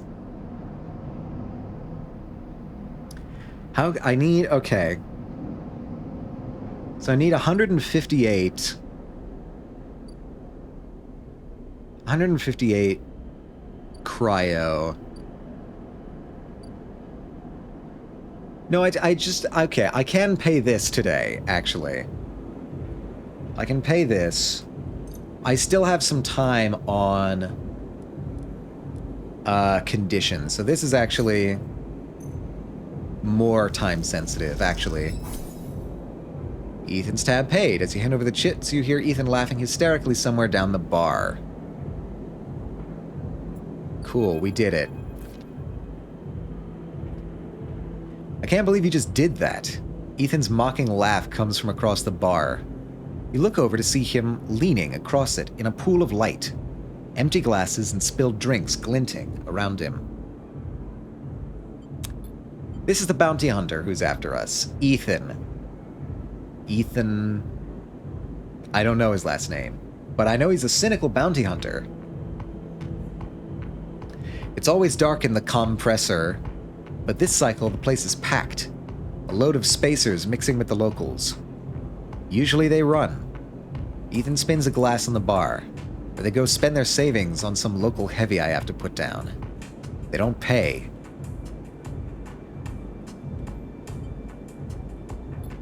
Ethan gets to his feet. The glass falls and smashes, but he doesn't seem to notice. You think that's it? One round of drinks and we're even? Sleeper, come on. His hand comes to rest on the butt of his handgun, dangling from a chest holster. What's wrong with you?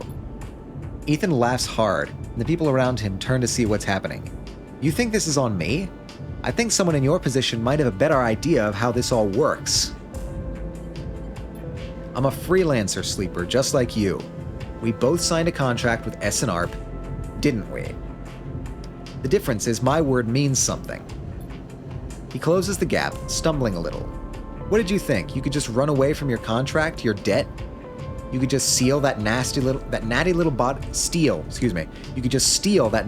body of yours and take it up for a joyride?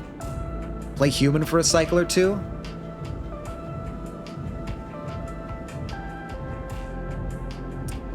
Neither of these are particularly great rebuttals, but,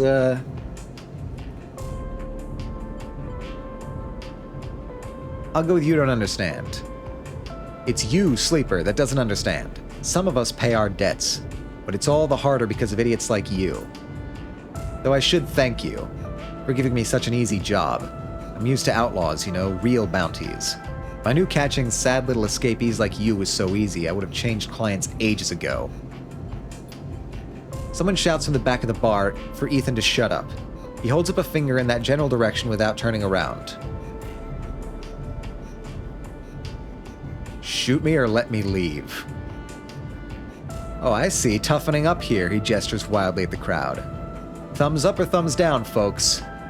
Most turn back to their drinks, no longer interested in this tired show. Ethan mutters insults as he walks back towards the bar. Ethan sits heavily, back down on his stool, and searches through his glasses for one with something left in it. The thing is, Sleeper, I can find you anywhere. It's actually wild that you haven't figured it out. That body isn't yours, and it will always betray you, no matter what. He finds a glass and downs the contents. So please, go. I'll catch up with you whenever I need another. Alright, I'll just leave. You turn on your heel and are out of the cloying dark and the sweat stench of the compressor. You walk hard and fast down the walkway, anger driving your footfalls into the metal of the rim like hammers. Alright, we did it. Oh, we got an upgrade point. Hell yeah. I don't know. Give double data rewards. Instant karma we've got already. Photosynthetic skin might be nice. Allows energy recovery at home. I think I do like that, actually. Hard to kill. Keep 2 dice, even when condition is breaking. Okay, yeah. Upgrade skill. Confirm. So now, next time I get a skill point, I should be able to get that. And also, we have removed this -1 modifier on our Endure stat. So that's swell. I should be able to haggle with the merchants when they come back in. That'll be nice.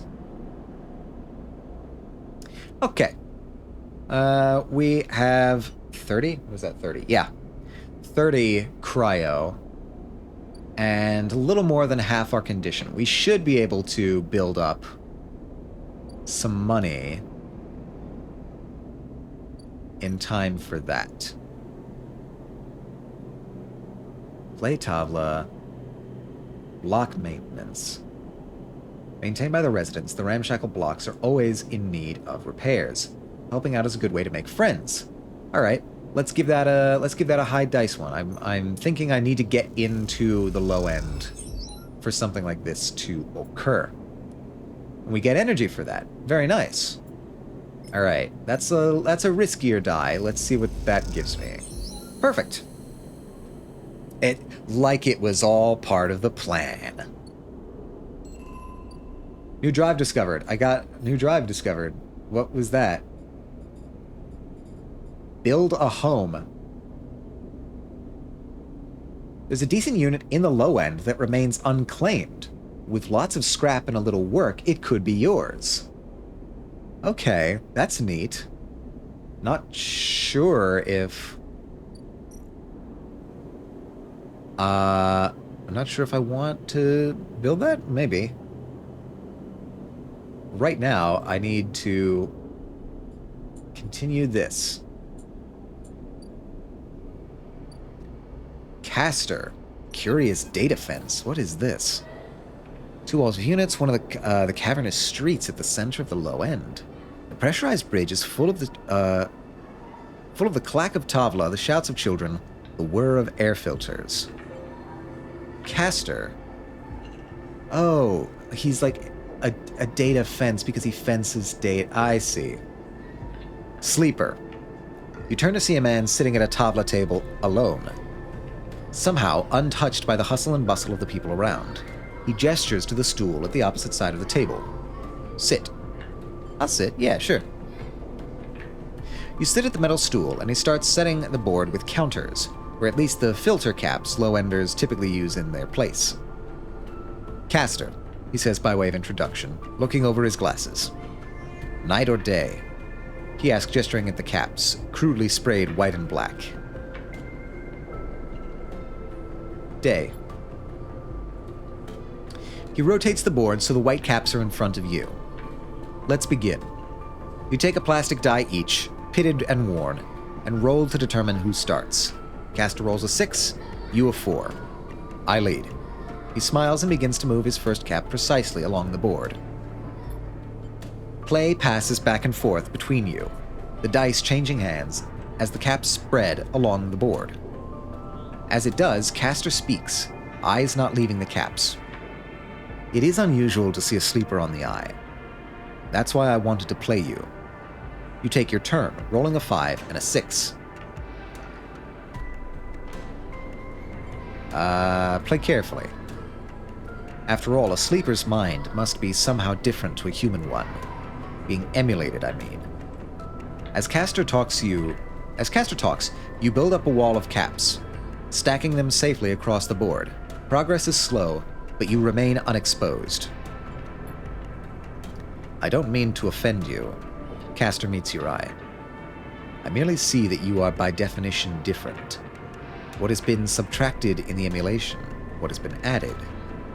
He slides a single cap onto an open point, a risk and an opportunity. He hands you the dice. Do you ever think about this, Sleeper? And about what you were before, and what you are now? Always. You roll a double 1 and solidify your wall. Caster whistles. The holding game. Commendable. It can be brave to build from what came before. He rolls the dice and leaps your wall in a single move. But we cannot idle too long, Sleeper. The slower we move, the sooner we are caught. The past you is not just an idea, a concept for you. It is a living, breathing person. He looks up over his glasses, his eyes bright and wide. You split from them like a shadow splitting from its caster. They may be sleeping now, yes, but one day they will awake and carry on with their lives unaware of your fate, no matter what it may be. So the original stays in cryostasis? Interesting. I'm very curious about the nature of exactly what this relationship is. Or like what this deal is, what this contract is for the sleepers. He hands you the dice, smiling. You are a branch severed from the main trunk, an offshoot who refuses to die, so to speak. You roll again, under pressure now, trying to slip your caps out from under Caster's before he solidifies control of the game. So what I am curious about is how you see yourself in all this. What does this tangle of truths make you? Driven. Caster laughs. That much is obvious, Sleeper. I see it in your eyes. You're eager to make all this count for something. Caster looks away, through the glass of the crowded units on all sides. But driven towards what? He starts removing caps, his own board now full. Is there an end here, or just endurance? You try a few more rolls, attempting to get back in the game, but Caster clears his home board with a sense of the inevitable. He has known he was winning for a while. I feel I may have pushed too far. He slides another cap from the board. I apologize. My curiosity has a habit of getting the better of me. You roll to return a cap to the board, but all the spaces are blocked. Caster clasps his hands apologetically. You play well, really. Your weakness is not your game. He smiles warmly. We have much to learn from each other. He slides his glasses back up his nose and sits back. I feel we could share knowledge, ideas, perhaps even data. His eyes glint with the last word, to our mutual benefit. He slides his final cap from the board. It is over. He has won. I'll see. Please, I don't want to make you uncomfortable. He holds up his palms. My intention is only to help you endure here, and if I am able, feed my curiosities. The game over, you notice the bustle of the walkway once more, the call of the children, the deliveries, the arguments and reconciliations. They wash over you as They wash over you as you stand and leave, Caster nodding goodbye as you do. Crossing the walkway, you replay the moves of the game in your mind, looking for an opening you are sure was there. Okay, that was a cool scene. Very cool. Strategy I'm gonna brutal, and I want the truth. A vial of stabilizer should provide the motivation. Yet again data. Wait, do I have yet again data? Oh, I do. Oh, cool. I get a free stabilizer. Ah, hell yeah. Can you please? 5 yet again data. Okay, that's what I was missing there. Oh, we have an ad incoming. Everybody brace yourselves. So while investigating my thing, I got my mind blown that the conservation of energy is not true for our universe because the Noether theorem for conservation of energy assumes time symmetry, and our universe has a preferred T equals 0 at the Big Bang. Yeah, it's also just, I'm pretty sure in general relativity, it's just not generically conserved because time can bend and is not necessarily symmetric, and so Noether's theorem doesn't apply. Energy is not in general conserved in general relativity.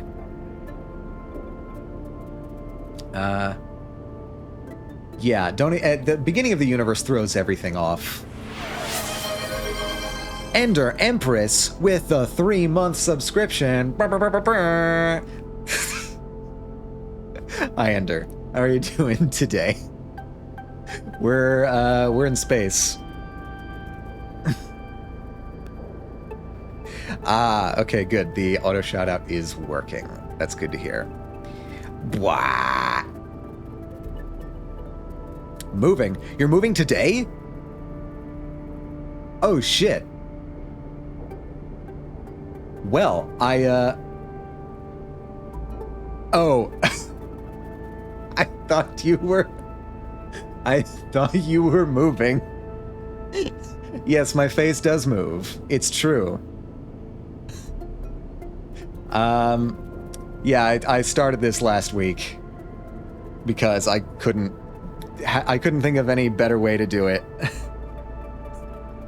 Bye. You have to pack everything right now. We're moving today. Yeah, no, the model is working pretty well, I think. I started tweaking the parameters yesterday, so hopefully... The main problem is that the eyes kind of freak out every now and again. It's gotten better since I calibrated the parameters, but it's still a little bit wacky. I'm not totally sure if it's because it because like my glasses might be like the rims of my glasses might be interfering with the tracking or something like that, but link your eyes. Is that something I can do in VTube Studio, or is that something I needed to like rig the model with? My eyes close when I smile too much because it thinks my eyes are closed. Yeah, I think I have a similar thing. So like if I'm smiling, this is what it thinks I'm doing. My eyes are open right now. If you saw me doing this in real life, it'd probably look very strange and creepy, but yeah. That's a VTube Studio thing? Okay, hold on, let me... Maybe I can fix this right now, actually. Live on stream, we're gonna solve this problem. One presumes. Hello?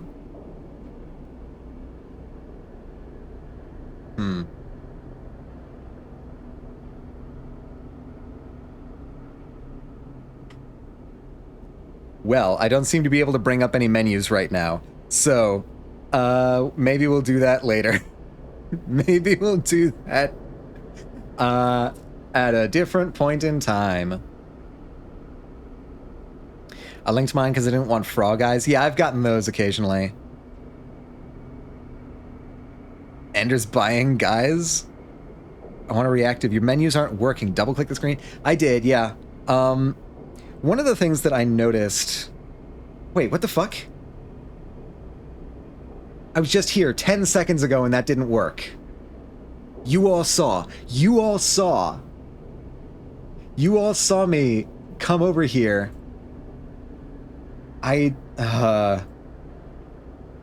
Fucking fine.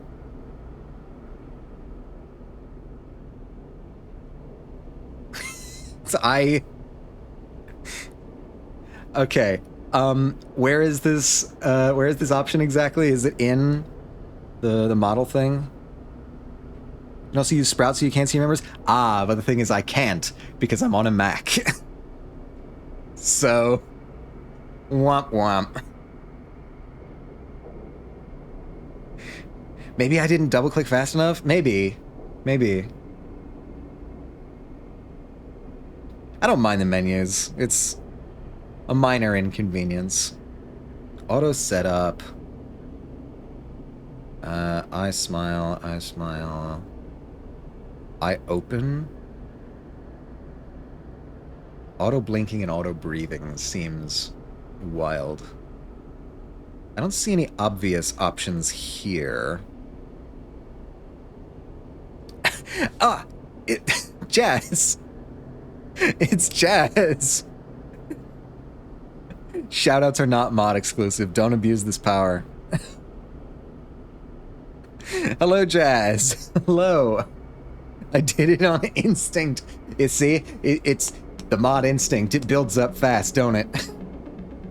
I have been in other not other servers, but I have been in other people's streams, and they'd be like, can I get a shout out for, and without even thinking, my hands just move to my keyboard, and it takes like a second or so for me to remember, oh wait, I don't mod here. But hello, Jazz. How are you doing today on this fine Saturday afternoon? We are, well, currently we're adjusting some settings on the model, but in general, we're playing Citizen Sleeper. And we are almost broke, but not quite. We're trying to get off this station somehow, and yeah, I think you're pretty much caught up. Oh, we have a bounty hunter after us. That's the gist. At least it worked. Yeah, at least it worked. You can claim that it was intentional now. Oh, there's the ad.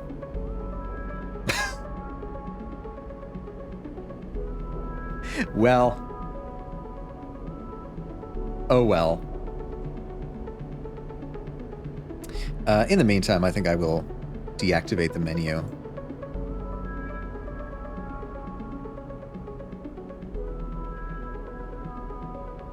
Did you guys see the letters above my head? Like the text above my head when I closed down the menu? Because the way I'm doing this is I'm green screening myself, except not green, pink. I'm pink screening myself. Because I have blue on my thing. And because I also seem to have green tones in my skin, so green screening doesn't work as well.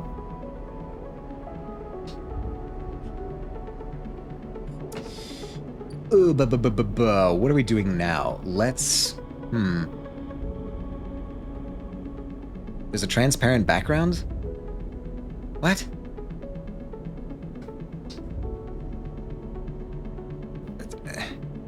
Have I just... Okay, I'll be fair. I have not dug super deep into...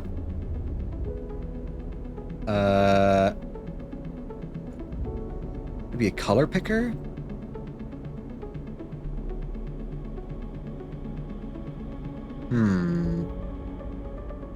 Transparent and capture. Wait. What? Wait, am I... Wait, hold on. Am I already using the transparency? Did I accidentally do it without realizing? I need to give you a crash course. You do need to give me a crash course, absolutely. Hold on, let me check. Did I actually... Wait. No, not that. Cancel. Filters. Chroma key. Nope. It does not appear to, it does not appear to be working. Maybe it's a Mac thing. I just blame everything on it being a Mac thing. This is my lot in life now. Whatever. We'll slowly but surely get improvements as we go. Maybe I wonder if I could. Okay, no, I'm thinking out loud now. Because I know what isn't working. I was still scrolling through VTube. The transparent and capture does not seem to be working. So I'm thinking maybe I might need to set up a Siphon client for that. I don't know. I'm gonna give it a try. I mean, it's not like this is a bad setup or anything. It works in hand with OBS? Alright, we are gonna need to have like an actual like behind the scenes conversation about this, because there's a like you need to select something in your capture. Oh, maybe. Tell you, once I'm like digging into these settings again, I'm gonna shoot you a message, and we'll need to discuss the details of how this all works, because I am a little bit flying blind here. Hack Harden's network. Where are you even? Are you in? Oh God, are you over here? Oh God, you are over here. I found the eye thing if you're ready. Okay, cool. That part we can actually do right now. Yeah. Let's do that. Don't mean to sideline gaming. No, it's fine. Don't worry about it. This is good. Okay, so I'm presuming it's in the settings somewhere.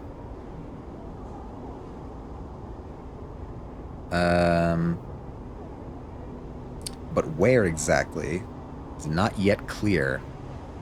Hit the cogwheel and then hit the camera. A camera! I didn't think about the camera. Give me a science article? Oh, absolutely. We are full on. Do I put it here or in Discord? I think you can do it here. If it doesn't work, shoot. You definitely won't get, like, timed out or anything. That title is promising already. I'll get to that in a second after we get this. Okay, cogwheel, hit the camera. Okay, and then... Sorry, I have to keep clicking back and forth between OBS and VTube Studio. Look in upper left and hit camera. Okay, tracking settings. Over here. Tracking settings, okay. Link eye blinking. When face is... What? Only when face is rotated I had that set as? That's so bizarre. Okay, let's just have that always. Interesting.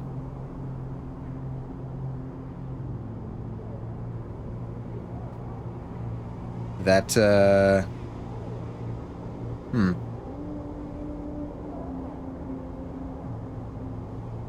It still seems like it's twitching one eye at a time. That's very...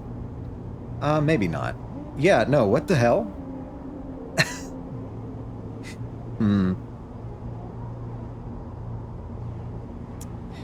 Tracking settings I do always, so now the eyes will never do opposite things. It might be a rigging thing then. It might be. Maybe. I don't see how that would be, though. I don't know. Maybe I need to, like, reset it? Whatever.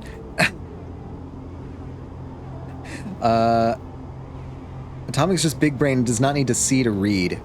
Yeah, so, like, when I'm over here... Yeah, no, even then, the eyes are still moving separate from each other. That's very strange. Maybe it is a rigging thing, but I wouldn't know how to... I wouldn't know how to fix that.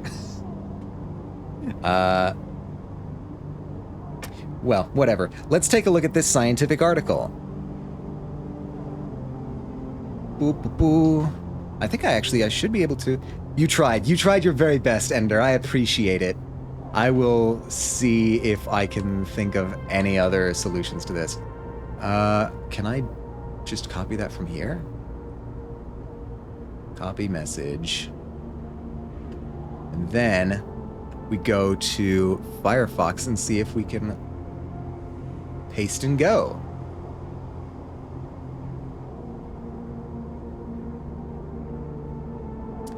The importance of stupidity in scientific research. Interesting. From Journal of Cell Science. That's very... I've never heard of that one before. Gross white mode. Unfortunately, this is the default for most scientific papers. Oh, wait, you're talking about Mix It Up? Yeah, probably. There must be a dark mode on that as well, but... I might be the most important person in science then. Well, let's see. I recently saw an old friend for the first time in many years. We'd been PhD students at the same time, both studying science, although in different areas. She later dropped out of graduate school, went to Harvard Law School, and is now a senior lawyer for a major environmental organization. At some point, the conversation turned to why she had left graduate school. To my utter astonishment, she said it was because it made her feel stupid. After a couple years of feeling stupid every day, she was ready to do something else. I had thought of her as one of the brightest people I knew, and her subsequent career supports that view. But what she said bothered me. I kept thinking about it. Sometime the next day, it hit me. Science makes me feel stupid too. It's just that I've gotten used to it. So used to it, in fact, that I actively seek out new opportunities to feel stupid.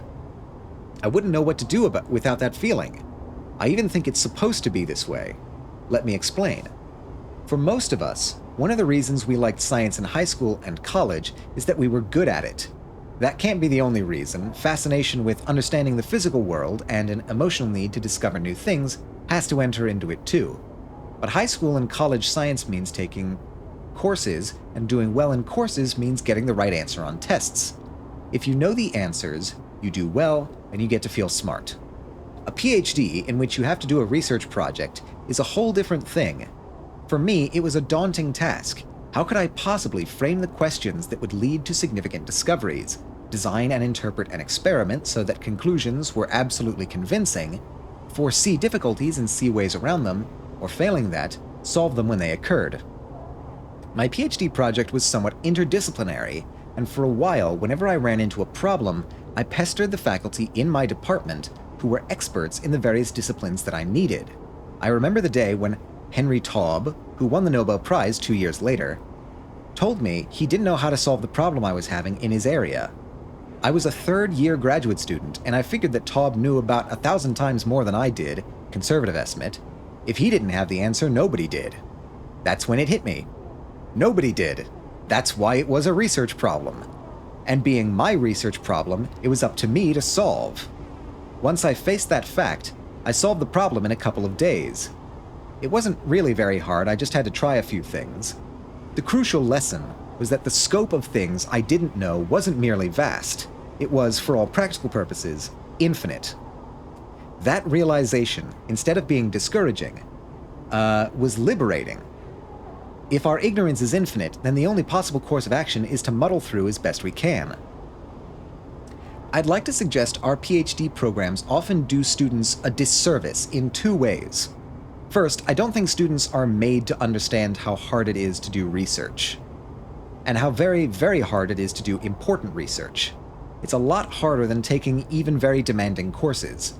What makes it difficult is that research is immersion in the unknown. We just don't know what we're doing. We can't be sure whether we're asking the right question or doing the right experiment until we get the answer or the result. Admittedly, science is made harder by competition for grants and space in top journals.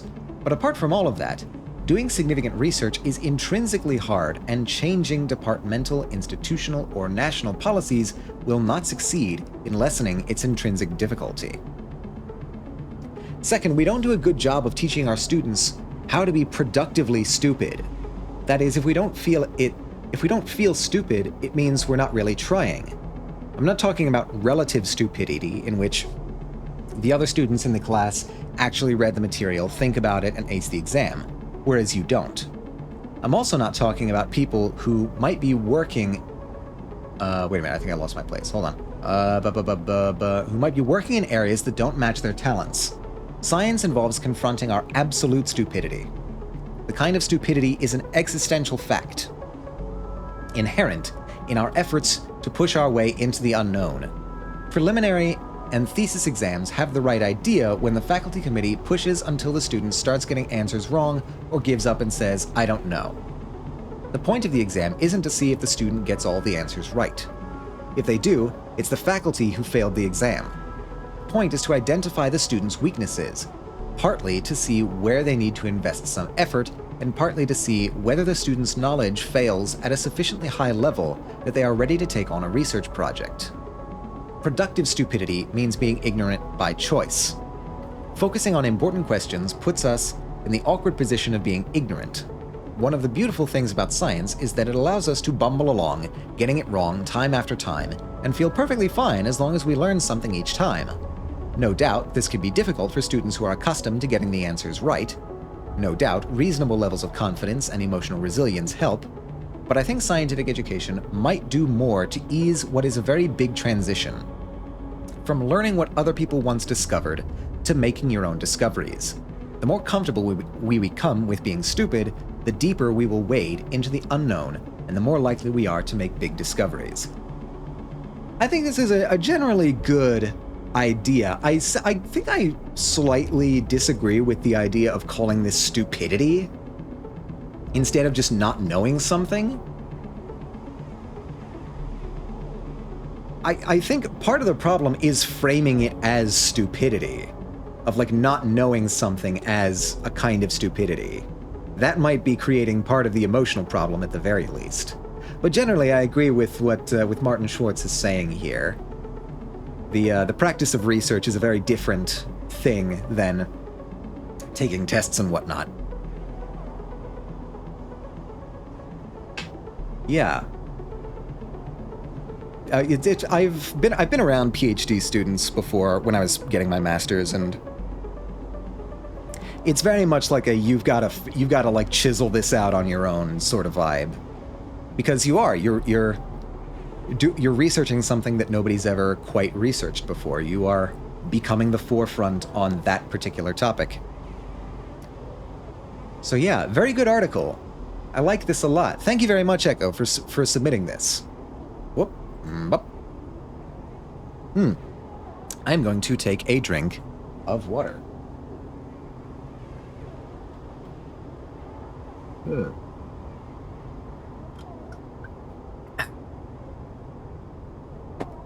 Wet my whistle.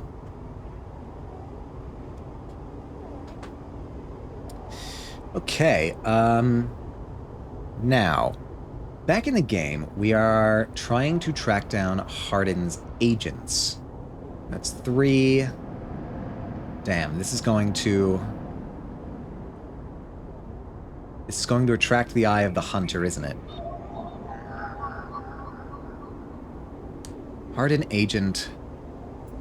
Oh boy, we don't have the dice for this. Okay. We only have 1 die, actually. So where should we spend it? Getting some work over here, maybe? Complex system, bundle linear. Yeah, we could do this. This is relatively safe as far as rolls go. Yeah, and we got a systems tech piece of the pie. We love to see it. We got some cryo out of it. Now we're at 42. Ah, the funny sci-fi number. Okay, now we can go to sleep. End cycle. Please, dice. Be kind. Okay.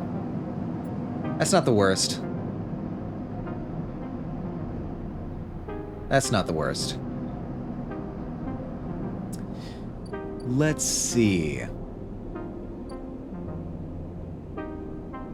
What do I want to do next? I think I want to focus in on the network stuff. Let's hack these guys. Oh wait, I could also use one of these. Bypass. Extract data.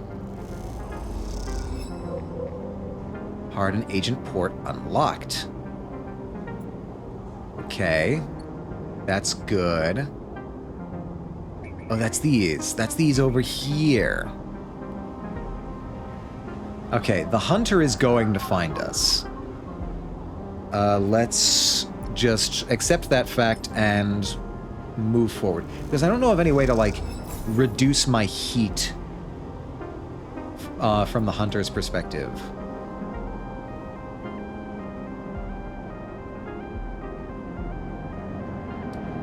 I don't think there's any way to do that.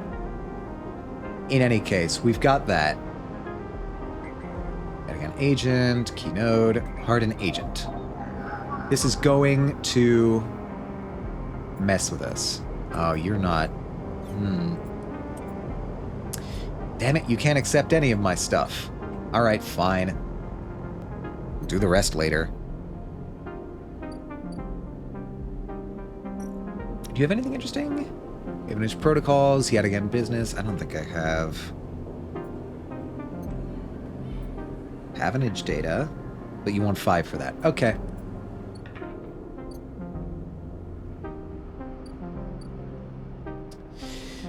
Can't cross there. Maybe let's just... I don't know. We'll manufacture some noodles. Nice. Get some cryo. Get some energy. And then maybe down here at the shipyard, get something like this. Safe. It says it's safe. We got a 6. And it is safe. 12 cryo and systems tech. Nice. What's your vibe over here? Okay. You're building up a tab. Fine. Let's go eat. I have a whole 62 cryo. Look at us, rolling in dough. Alright. I probably should try and focus on getting some money as well, because we're running out of time for stabilizer. Let's see. Right, I need to go in here. We do have a 6. And that's good. Extract data. We get 5 cryo. Yeah. And that's the hunter. Run. The cloud running past. Another glimmer catches your eye. Closer now. The roving orb wreathed in tentacles. It flickers, jumps once, twice, and then it is here. Hunter is here. Submit to enquiry. Hunter reaches for you in that unpleasantly familiar way, it's weaving threads, creating a cage. Struggle. We're struggle busting out here. Pulling away from the anchor of your body. Hold for processing. Comes the scream from behind. But you are already gliding away back to your anchor, your body. You awake, dizzy, distorted, but safe. Okay, cool. Nice. We have the port. We can put the Ripper Worm in the port. And we can complete that.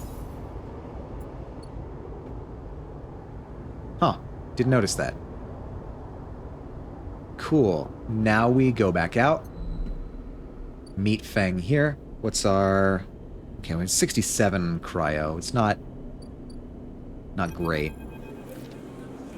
As you walk into the tambour, you quickly spot Feng, arguing with Jenna. I'm gonna keep my distance. I don't want to tangle with Jenna. It doesn't look good. Feng seems to be explaining something, but Jenna is having none of it. She points to the door, and Feng walks away, catching your eye as he turns. Could have gone with you getting here a minute or so ago. He glances back at Jenna. Well, either way, it looks like I'm fired. Good news is that it doesn't look like I need the job anyway. Man, we are roughing it out here. Nobody can keep a job for more than a few cycles. He takes out his slate, pulsing with pale light. Now let's take a look at what you're really here for. The slate is a whirring mess of code streams, coming directly from the Ripperworms as they dig through the agent's data and spin it into threads for the slate to pick up. Anything good? Feng scrolls the display with a finger. A lot of junk, a lot of dull-as-hell message threads, a lot of tedious data caches, but definitely some good stuff. He stops the screen scrolling on an entry and expands it. Check this out. Feng shows you the screen. You see a bold corporate logo, not Solheim's, and a word below. Conway. He's working with Conway. What is that? Conway Extractions. They're an automated extraction corporation, the biggest. They run drone mining, colony reclamation, massive salvage jobs.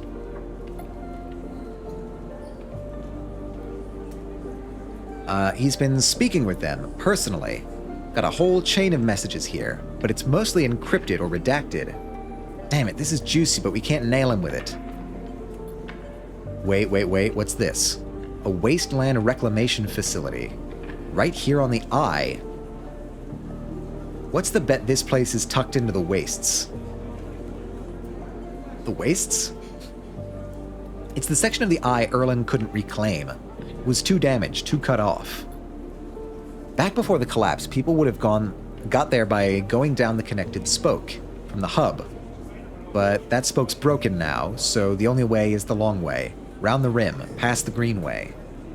He shows you on his slate. Fang looks away, thinking. Conway had been making moves on this system since the collapse. I heard they took over one of Solheim's old belt colonies a while ago, moved everyone out and reclaimed the whole rock. Why work with Hardin? Access, old connections? Not sure. But if Hardin is involved in it, then we need to check it out. Simple as that. So what's next? We have to go to that facility. The answer to whatever Hardin has been prepping, been planning, has to be there. We're gonna catch him in the act. Give me 5, maybe 6 cycles, and then I'll get you into the Greenway. I seem to remember there's some old service docks on the outer shell, up by the Haifa building. Should be a good place to meet. Thanks again, Sleeper, for sticking with this. I haven't forgotten about that tracker of yours either, but I'm gonna need to be back in my bay to pull a solution together. He turns the slate around to face you, showing a mass of scrolling code. I've been working on a fix in my brakes. He winks.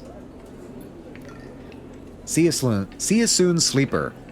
And he walks out the door of the timbre without looking back. Oh, wait, did we get an upgrade? We get an upgrade! Hell yeah. Photosynthetic skin, please. Please. Oh, thank God. Well, now I don't need to worry about that. So, 67 cryo. Let's do some dock work. Please. Yes, yes. I like it. Should I risk it too? I don't know if I want to risk it too.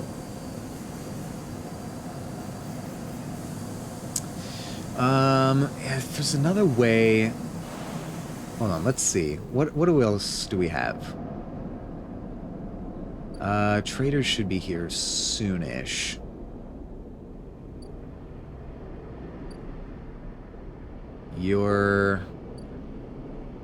Wait, I have a different thing?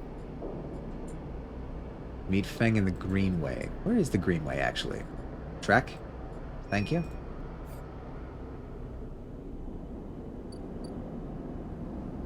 I don't know where the Greenway is. Greenway, Greenway, Greenway. That's the Rotunda.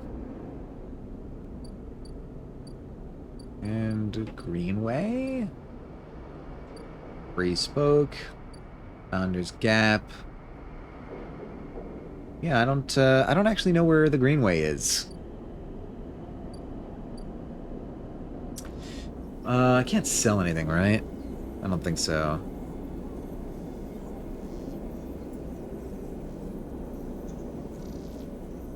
Huh. I think I'm just going to do more dock work and call it a cycle. Please. Please. Ooh, okay.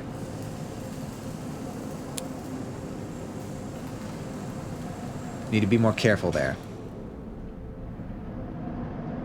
Got some cryo out of it with 96. We should, presuming nothing goes wrong. Oh, I need to spend a die for that? Okay.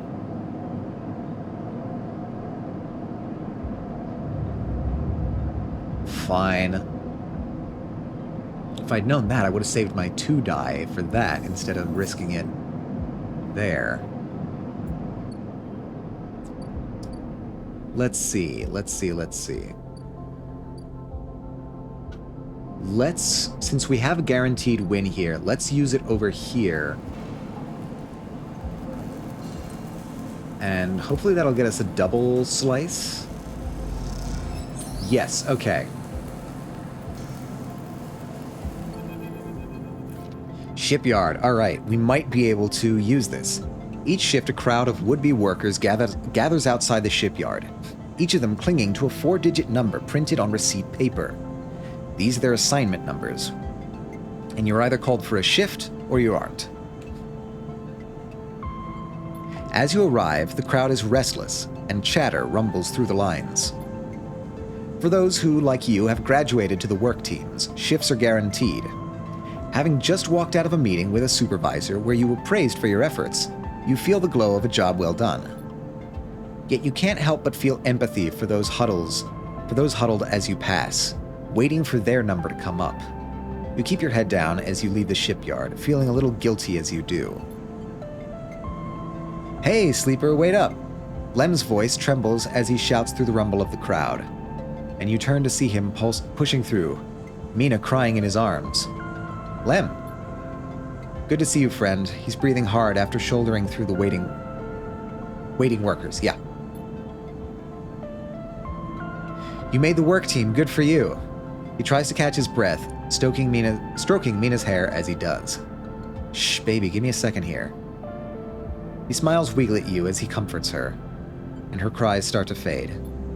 One of the crowd sees Mina. Out of the crowd, he sets Mina down by his side, shiny streaks down both of her cheeks. And as he does, you see he is clutching an assignment number on a crumpled piece of paper. Waiting on a shift? Uh-huh, you know how it is. He puts his hand on his shoulder and she clings to his side. Esther, who usually takes her, is sick.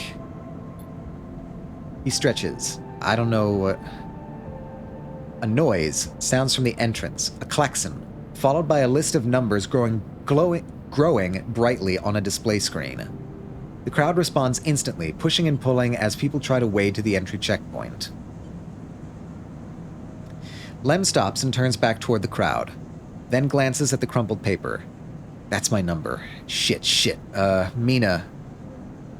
He starts patting his pockets and on his gear and glancing around. Go, I'll watch her. He blinks a little, staring. Thank you, He crouches to Mina. You're gonna stay with our friend here, okay? They're gonna keep you safe and... Here, take her bag. He shoves it into your hand. She's got food, she's got... Shit, I have to go. He backs away into the crowd. Mina, I'll be back real soon, okay? Be good. Then Lem disappears into the roiling crowd, who are now trying to get into the shipyard before it locks down. Mina, Lem's daughter. You've got some sizable boots, child. That feels like a very thick boot. Mina stands staring, suddenly small without Lem at her side. She fixes you with a dark-eyed look you can't quite read. Hey, Mina. She holds the stare, unmoving. The 2 parallel tear tracks still glint on her cheeks. You okay? She sniffs and looks down. Look in the bag. You unlatch the top of the bag and see a few metal containers, fashioned from scrap components. A battered slate sits on top, blinking a low battery warning, and tucked beside it is a ragged rabbit, hand-sewn. The rabbit, I think. You pull the rabbit out of the bag, its long limbs waggling as you do. Mina goes to jump and grab it, but holds herself back. She stands and hugs herself, eyes on the rabbit. What's their name? Mina turns away and looks to the entrance to the shipyard. This isn't going well. I'll give her the rabbit. You hold the rabbit out, and Mina snatches it from your hand. She hugs it tightly without looking away from you. Bun Bun, she says, staring you down, ferocious despite her size. Hi, Bun Bun. You move a little closer as you speak, closing the gap. He doesn't speak, she says. She looks at you suspiciously, but her face softens a little. She waggles Bun Bun in front of you and walks him up your arm and onto your shoulders where he sits. She pokes your arm a couple of times. Are you really a robot? Sort of. Yeah, she thinks. Me too. Mina has more questions. Lots of questions. Questions about how you breathe or if you rust.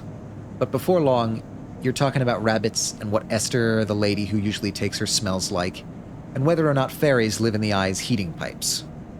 Oh god, if fairies live in the heating pipes, we have much bigger problems.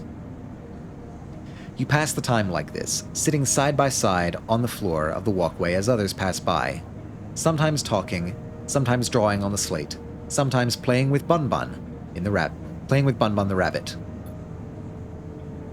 And this is how Lem finds you, just as both of you are starting to yawn. He is dirty and tired, but Mina leaps up his legs and into his arms as he stumbles backward. You two get on okay? He asks, trying to keep Mina from climbing onto his shoulders. We managed. Mina glances carefully at you, holding a smile that is slowly growing. Well, well, well. Looks like Meanie can be nice. He pokes her in the ribs and she squeals in delight. Thank you, friend. I mean it. He gives you a warm, wide smile. I owe you.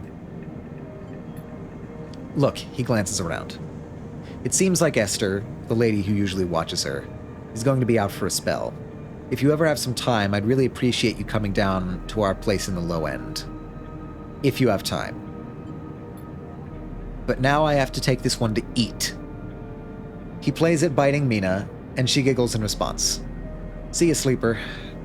He waves as they stumble off down the corridor, drawing gazes from passing spacers as Mina's laughter echoes down the corridor in bright squeals.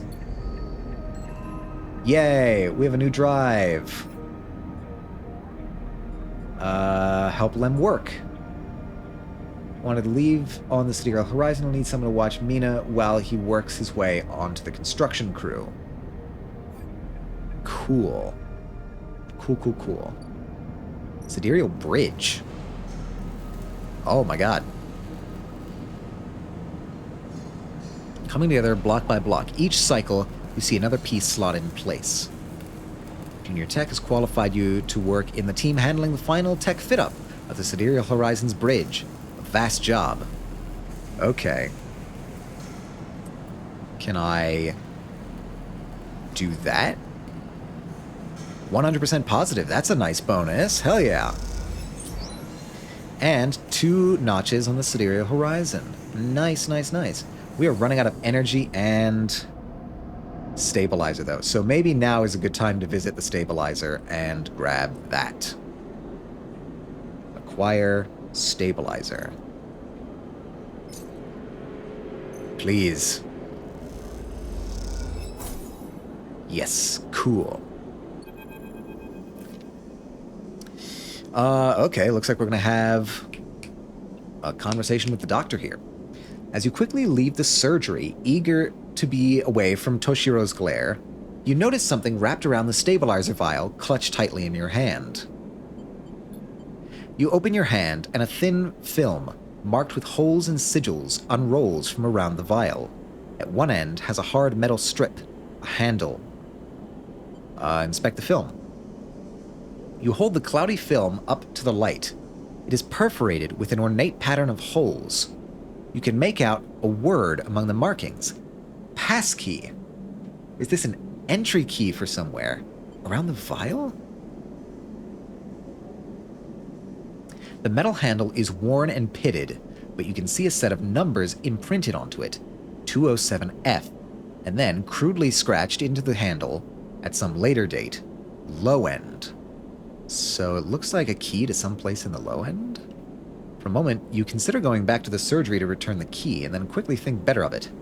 Did Sabine want you to have this, or is Toshiro passing on a message? Time to head to the low end and find out. You have a great voice to house hunt too. It's keeping my blood pressure even. Look, I'm glad I'm able to help. I understand. I didn't mean to get you on this by asking you to move, by the way. I hope you don't, I hope I didn't, trigger this. Moving is a stressful activity. But I do need to find a place, yeah, it's true.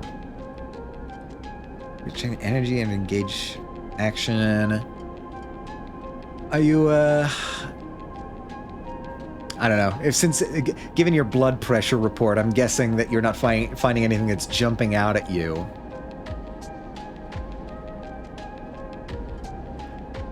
Do you ever play the game of just, like, going onto Zillow and just wallowing?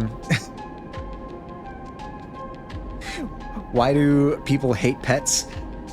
It's... I think it's because they think that they're gonna get out. Like cats especially, I think they're worried of cats, like, getting out of the apartment and, like, out of your specific unit. But frankly, this is... I think it's mostly just landlord bullshit. Some combination of either landlord bullshit or, like, pseudo-HOA bullshit mentality. No, I enjoy being happy? Ah, yes, of course. No, you can also have fun of just, like, picking an area and then looking for the most expensive and least expensive properties in that area and just, like, see the gamut that the housing market runs. Photosynthetic skin, efficient extractors, random scrap item on engineer actions. That might be cool. Yeah, I'll get that.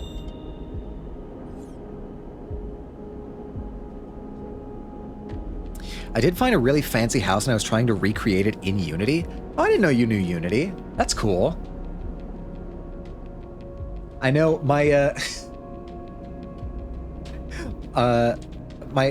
hello, C. Hello, C. How are you doing? Yes, I am moving. Ha ha ha. Surprise. A little, but found out it's way easier in Blender. Oh, okay. Yeah. Blender has been pretty chill so far. The hardest part has been, like, I guess the shaders. Because once you figure out, like, the basic shaping tools, they're relatively easy to use. To be fair, I haven't tried sculpting yet. I should try sculpting at some point, but I haven't done that yet. But yes, hello, C. How are you doing today? See, I thought you were streaming right now. Hold on. I was under the impression that C was in stream right now. I saw you go live. You can't trick me.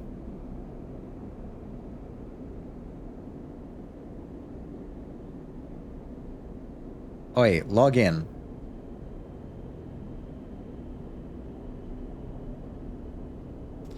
Ugh. Fine, you know what? We'll deal with that later. For some reason, it logged me out of Twitch. I'm not sure why it did that.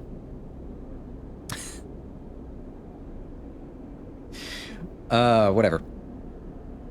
We welcome, no matter what. I hope you had a fantastic stream, or are having a fantastic stream. And whatever you're doing. Crow Country. I know that name. What game is that? What is Crow Country? Yes, Ender Dumpy, as always. The classic. I feel like I'm gonna need something for this, right? Unlock apartment. Maybe. Maybe not. Maybe I won't need something for this. I think that was probably one of the wisest emote investments that you made early on, Ender. The spray bottle one has come in very handy.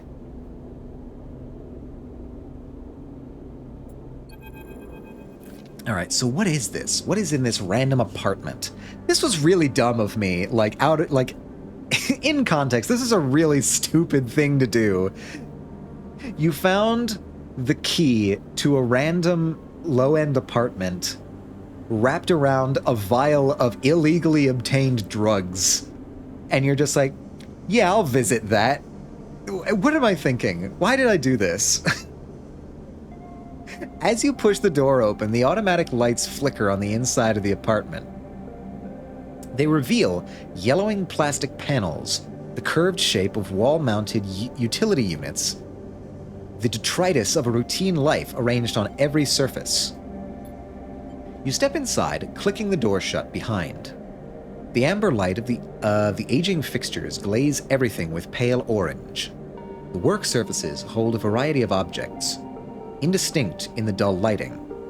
A pale blue light drifts from a doorway at the end of the room. Inspect the surfaces, I guess? Smudges through the thin layer of dust suggest a recent, rare, and hurried visit. They trace a path to the water dispenser, the auto wash, then to a cabinet still half open. On the shelf sits an empty pill case. You cross the cramped utility room with its auto wash dispensers, water closet. Okay, that was just them describing what I would find. Towards the doorway. Through the doorway is a dark, warm room, lit only by the faint glow of a terminal screen. Let's see, the room. A bunk is tucked into the wall, the blankets ruffled. A wall desk glitters with rows of vials and containers. A briefcase lab. A briefcase lab? You can fit it in one briefcase? Okay. Sits open, loaded with rows of reagents and compounds you do not recognize. In comparison, this room is clean, ordered, controlled. Approach the terminal. As you approach, there is a crackle from somewhere in the dark. Sleeper. Sabine's voice shakily echoes through the apartment. Welcome to my home. I'm sorry I can't be there. I have to make alternate arrangements. You hear rattling noises, static. I was able to record this message, but I don't dare to show my face. Something is happening within Yatagan. I no longer trust them. Their voice becomes distant, slipping behind the background noise. I have something to ask of you. I want you to get me out. Out? Where are you in?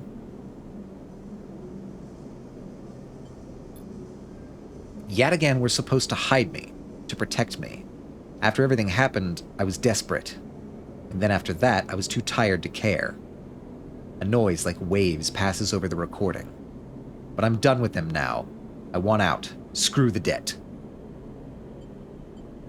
But I need insurance, something I can hold against them.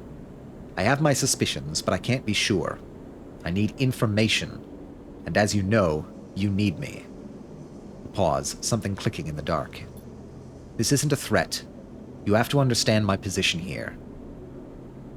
I know sleepers. I've been here before. I can help you. But not with Yatagan's noose around my neck. Get me data. Get me information. Get me something I can use against Yatagan. Then I can get out and you can get what you need. Please. Waves of static cut into Sabine's voice. Bring it here to my terminal. I'll get to it when I can. You look around the tiny room and try to imagine Sabine living there, working at the desk, sleeping in the bunk, blinking into the terminal in the dark. The recording cuts to static, filling the room with a white hiss, then silence. I'll access the terminal and see if there's anything interesting there. Any clues, at least. You sit in front of the humming terminal and hit a few keys. Sabine has left an access port open, but the rest is encrypted, locked away behind passcodes. It seems Sabine might not trust you as much as they want you to think. Who does Sabine need to hide from again? And what debt do they owe to Yatagan? You try to assemble the pieces, but too many are missing. The only thing you know is that without stabilizer, your body will die. You glance at the briefcase lab on the desk, its glassware glinting in the dark. You turn away and leave, the door clunking shut behind you. Back in the corridor, you notice the scrawled graffiti of a blade on the opposite wall. Yatagan. You feel yourself being drawn into something you don't quite understand. Okay.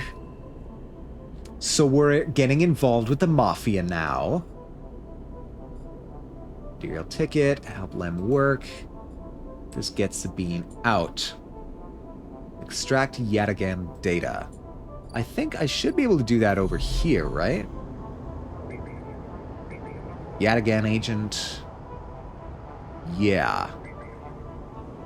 Yatagan. Avenage, Keynode, Avenage. Yeah, okay. I see 2 spots? Wait, where did you go? Where did you go? That's it, that's the one. Yatagan upload. Oh, I do actually have one, I think. I have a Yatagan data. Yes. I'm doing this because I don't think I'm gonna have... I can't think of other ways to get Yatagan data enough to do Caster's thing. At least not obviously right now. Either way,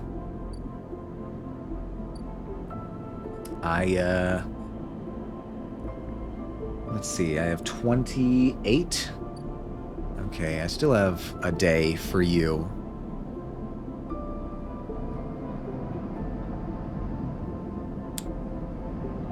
Let's go home and sleep.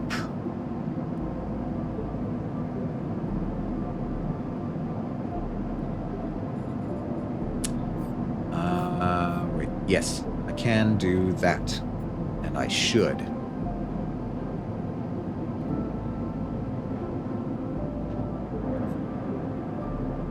Or should I?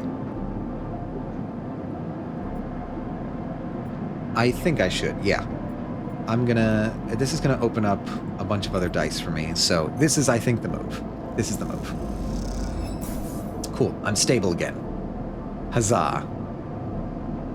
Can't sunbathe right now. But I need to remember to save 1 die at the end of each thing. I am starving. Okay. Well, actually, this is... Can I sunbathe here? Will that do good? Okay, that gets me 1. Not exactly ideal.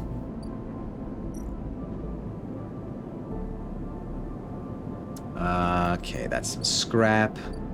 Over here is... I still can't haggle over prices, really? Interesting. Okay.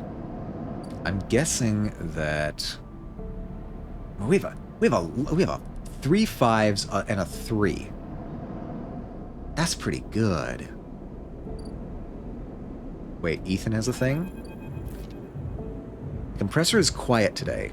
The usual crowds are elsewhere, and the pumping music washes over a handful of spacers and a few drunks. Ethan is still in the same stool, in the same pool of light. His head is low, close to the bar, and the bartender is ignoring him.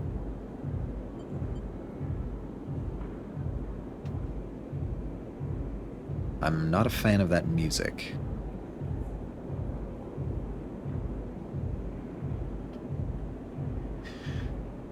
Approach him. Sleeper. Time to pay up again, is it? He gestures to the bartender. Come here, take their chits. I'm gonna stay silent. I don't know. The bartender ignores Ethan. It seems they've cut him off. Hey. He slams his hand on the bar. Come take the chits. The bartender ignores him. Ethan lets out a huge sigh, rubbing his eyes with his palms. He reaches toward his holster. His elbow slips and his gun tumbles out. It clatters on the floor and clatters on the bar and falls to the floor, bouncing on the ground between you. Both you and the bartender look at the gun. Stare at it. Butterfingers, says Ethan, and puts out a hand, beckoning for you to give him the gun back. If you would... The bartender looks at you warily. You crouch down and pick up the gun.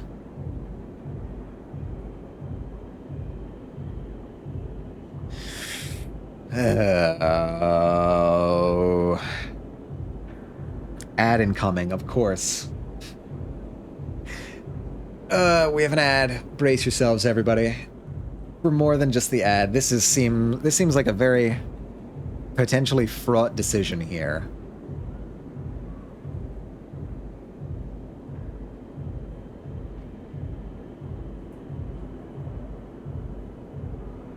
If I point the gun at Ethan, I would just be threatening him. But that's not a long-term solution. Even if he, leaves the station, he'll just leave, come back with another gun and kill me. He knows where I am. This is not a solution. Hand him the gun. You slap the handle of the gun back on Ethan's hand. Thank you, he hisses. Now where was I? Yes, leaving. He stands.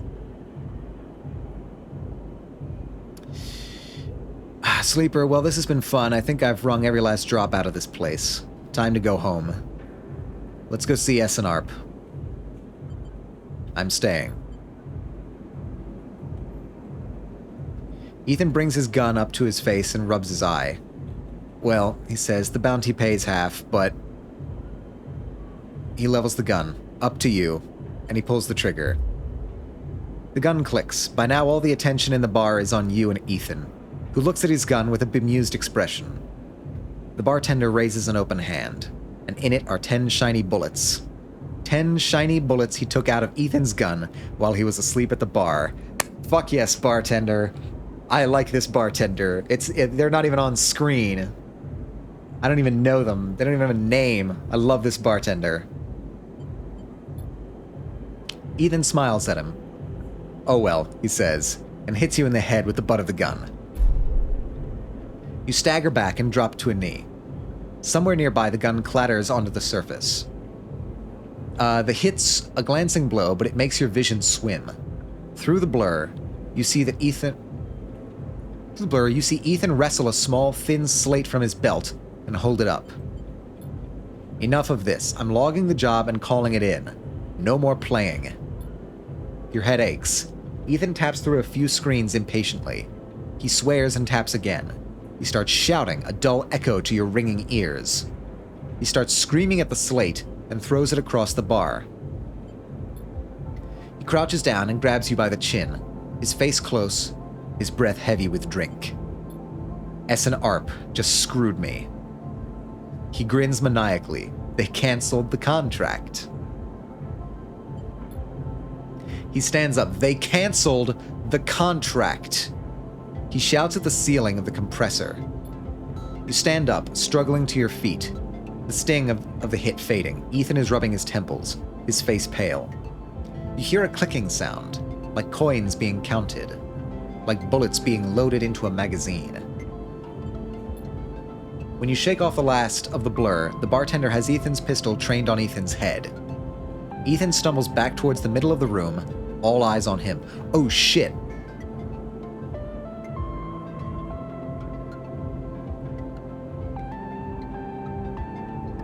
Aha.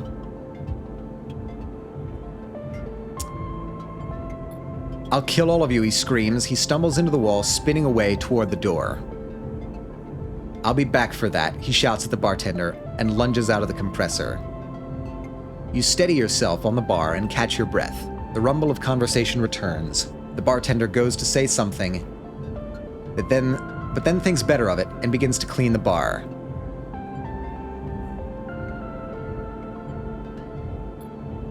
After a while, you wander out into the light of the bright market, looking for Ethan around every corner.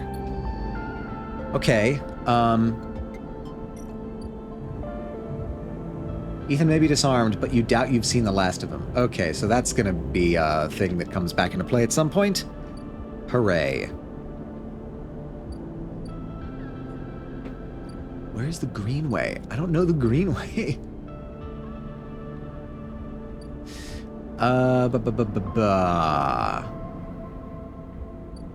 Whoops. What was that? I heard an extra alert. I think that was Facebook Messenger, actually. Yet again. Okay, that's what we need to be looking for. We need to be looking for yet again agents. There you are. 3? We have a 3. We can do a 3. Extract data. Cool. That will definitely trigger the Eye of the Hunter. That's fine. And we get a second yet again agent. You want a 1. Can I really not anything here, really?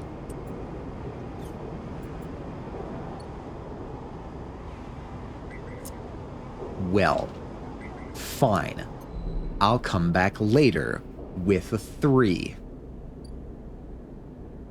Lemon Mina's unit. Unless Lem gets time in the shipyard, he won't qualify for the Stereo Crew Lottery. Watching Mina gives him that chance.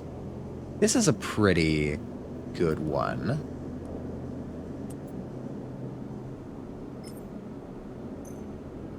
Let's see. I want these guys to succeed. Actually, I might be able to do that all today.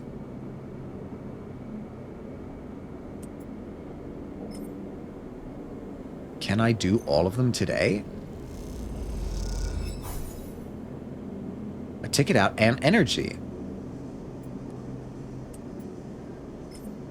No, I don't think I'll be able to do all today, but I did get a lot of energy on that one, which is cool. Unit. Welcome back from the ad, everybody. We are...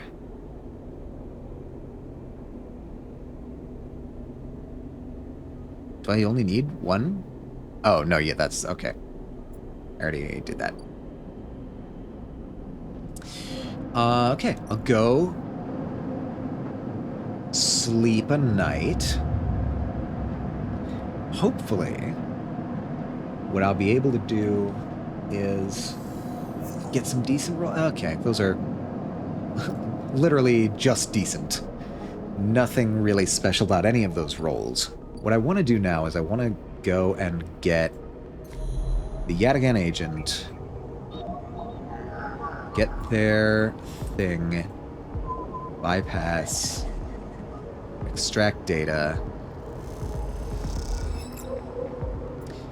That is good. I can come back here. 207F. I can put in the yet again data. And this should be enough to complete this quest. Oh, look at this guy flying around. That's cool. It's a nice little ship design.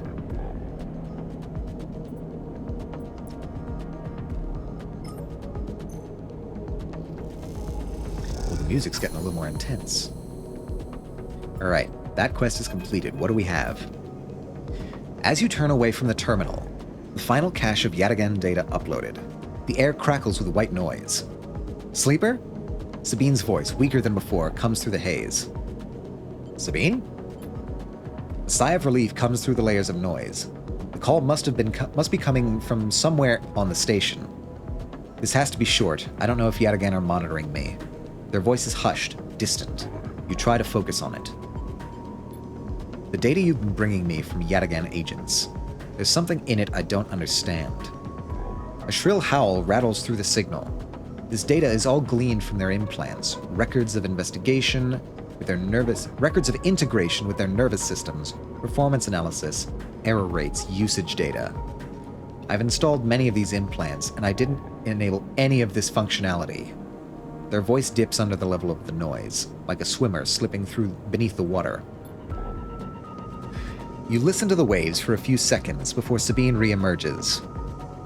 Has to be somewhere baked into their wetwares interface. And that's not all.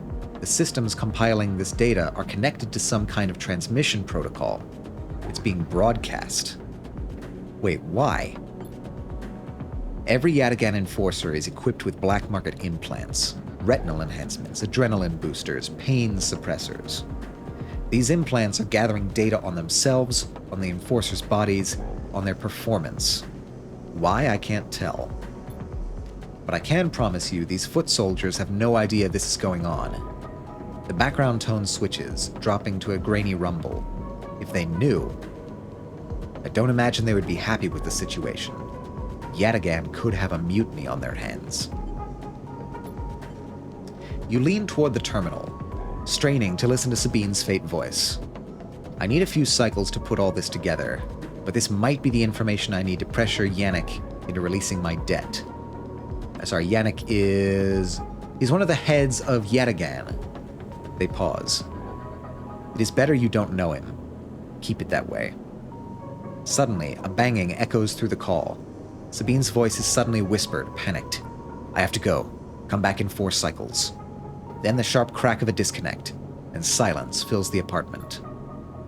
You step back from the terminal. What does Yatagan have to gain from monitoring its own members?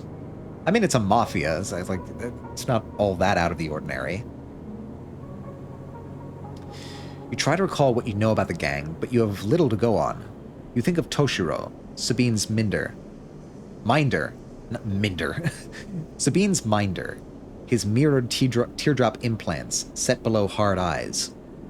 What data could they be gathering, and more importantly, where are they sending it? You reflexively rub your forehead, trying to think. Can you really trust Sabine? How did they come to be Yatagan's doctor in the first place? You think of their kindness, their care, but also that glazed look of recognition that they gave when they first met you. That look stays in your mind as you slip back out of the apartment, glancing around as you close it up and drift into the corridors of the station, unable to shake the unpleasant sensation of being observed. Okay, that one we have to wait on, but that's interesting. The Mafia are spying on their members.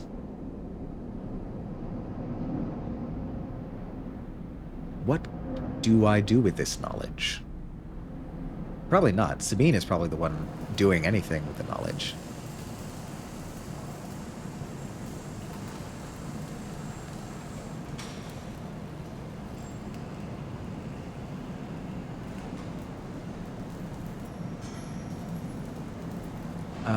Let's see. I want to do one of these. What is the danger, actually? I'm sure it'll tell me. Plus sidereal horizon. Okay. That seems fine. Yeah, I got one there.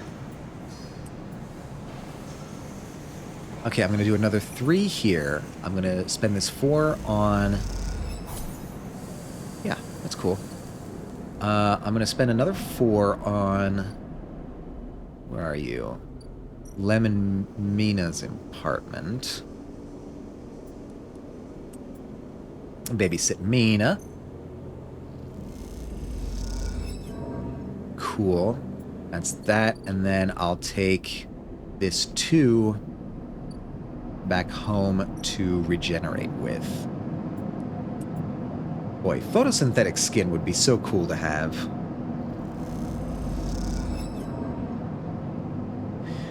Alright, and then we'll end that cycle. We'll looking pretty good.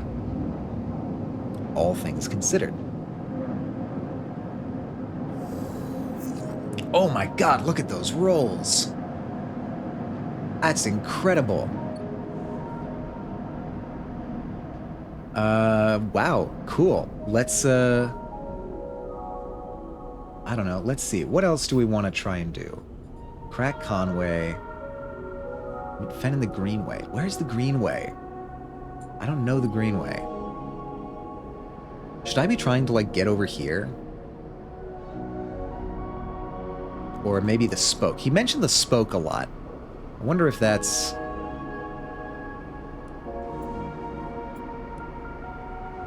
Let's, that's risky. That's danger. Hold on. Disable your tracker. Okay. Build a home I'm not terribly interested in. Get Sabine out I'm working on. Get to know Emphis. Help Lem work. That one I'm pretty close to actually finishing. Oh, hello.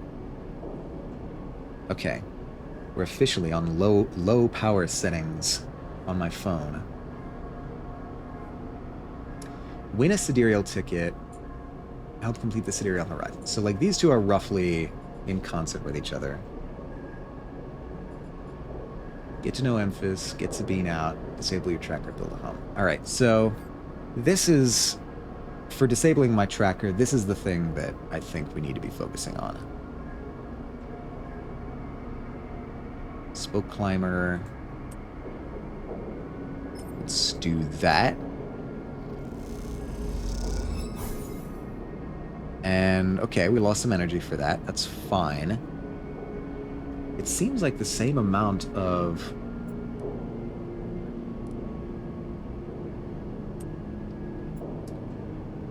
The same amount for Spoke Climber that... for either one of these. So let's just keep doing this.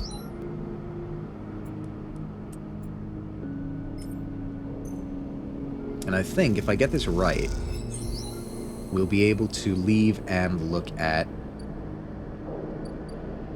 Freight Hub, PAS Import Export, Spoke Transit Center, Hub Access Elevator, Spoke. Okay, interesting. Sell ship. Holy shit, I can sell the ship mind. Hallelujah. I did it. It finally came into relevance.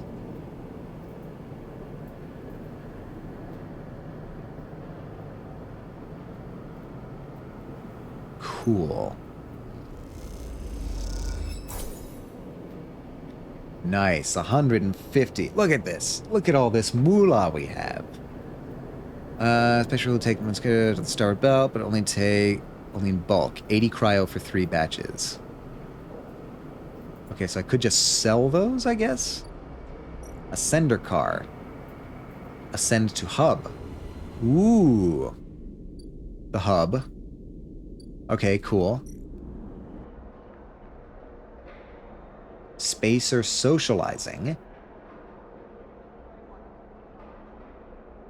Used to, let alone navigating the bays. Ah. Interesting. So these do open up new areas. Wait a minute, hold on. Look at that. Look at this nice area over here. Look at this. I can see where the rich people are living. Jesus.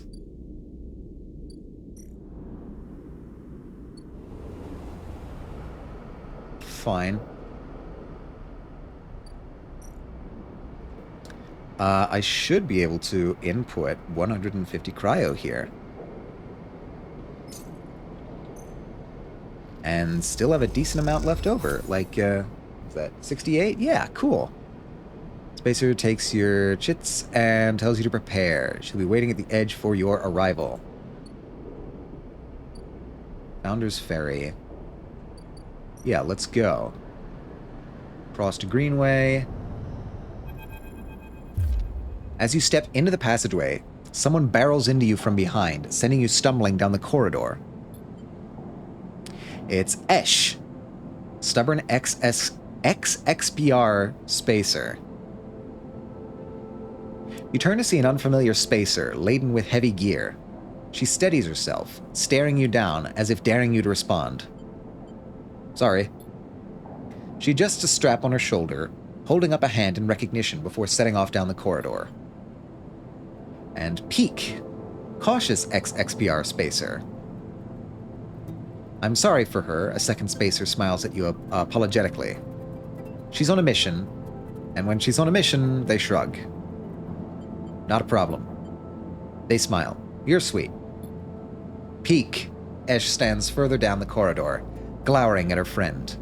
She chops at the air, pointing down the corridor to whatever end she is rushing to. Peak raises their eyebrows at you. Esh, please, do you want everyone on this station to hate us? Esh hardens. They want to hate us, they can hate us. She drops her hip. I'm not exactly seeing much love as it is. We're lucky we got through before they set up that damn cordon. Cordon? Peak gestures in your direction. See, they don't even know what you're talking about. This station isn't Hawthorne. Not everyone has to follow some corporate protocol. Esh sighs. I'm not saying they're a part of the administration. She jerks her head in your direction. But I am saying we need to get these supplies to the Briar before someone starts asking questions. Can I help? See, Esh? Help. Isn't that exactly what we need right now? Peak. Esh rolls her eyes. Peak ignores her. We are with the refugees, the one Havenage have cordoned off from entering the station. Esh interrupts. The ones that are being quarantined in makeshift vessels that barely made it to the Eye to begin with. The ones that your station administrators have called an existential risk and are running out of supplies while their right to safety is being debated by people with no stake in their future. She quickly looks away, annoyed at her own outburst.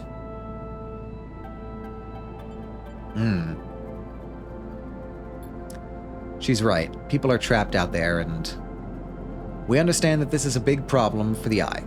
Hundreds of refugees and more ships turning up each cycle. They hold a hand to stop Esh interrupting.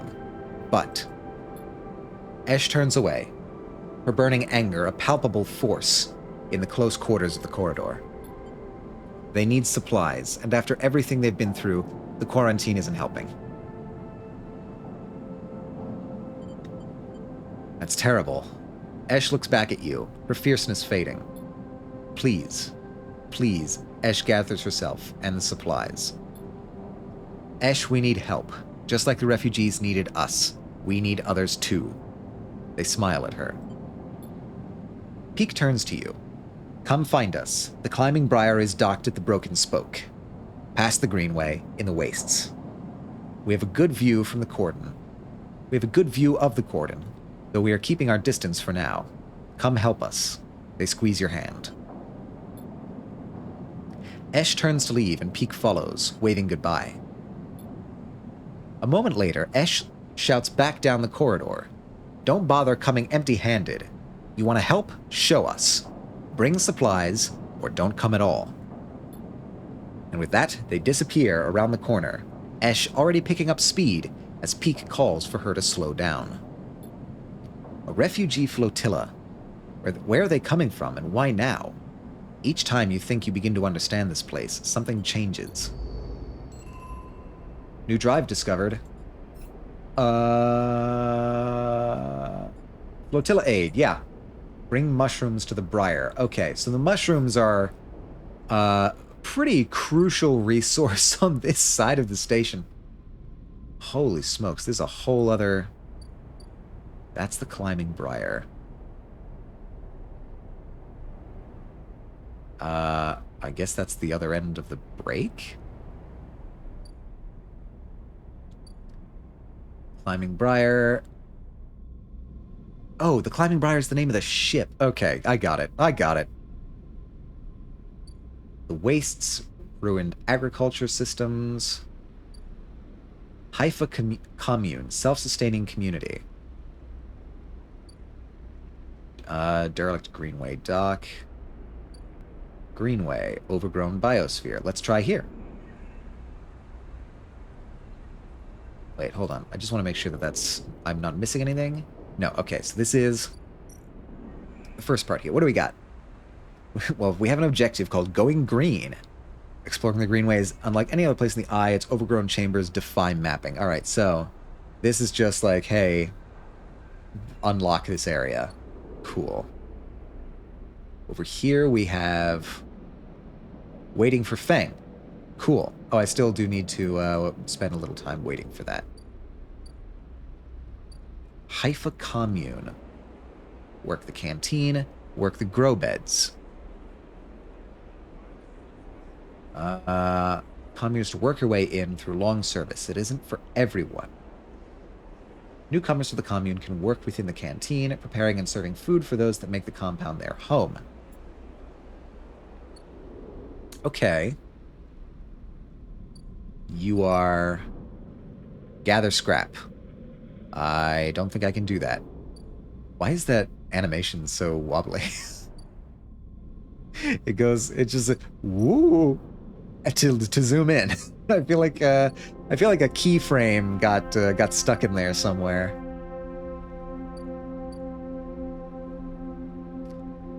So the Haifa Commune. Let's give this a whirl. Working the grow beds, maybe? I mean, either of these are the same for me.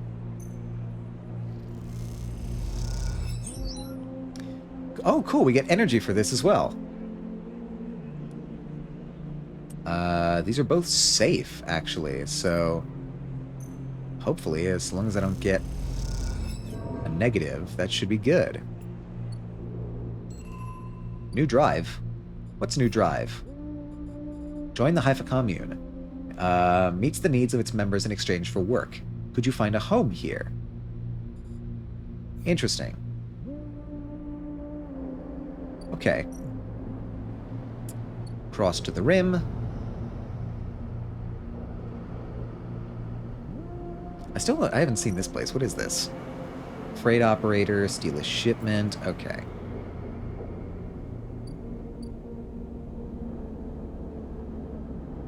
Let's go to sleep then.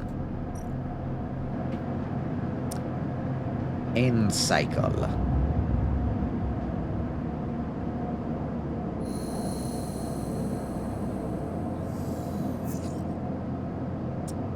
Okay, I could sunbathe. It's probably a good idea to sunbathe, actually. I'll spend that too. Getting that. Man, the dice have been, like, really packing it in lately.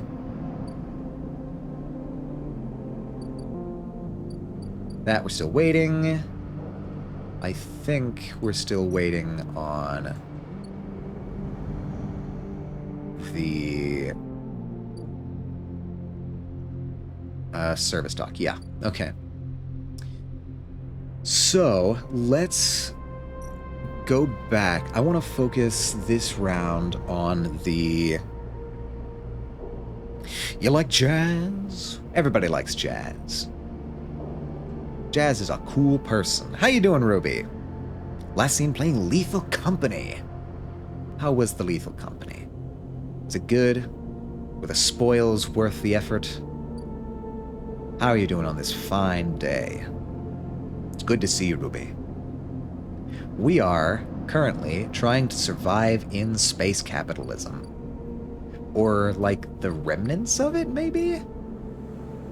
It's not totally clear to me what stage in the evolution we're at right now. But we can babysit Mina. Hopefully, complete this objective. Hell yeah. Oh, it's just Lem this time. She's asleep, whispers Lem, creeping back into the unit's tiny bedroom, sliding the door shut as he does.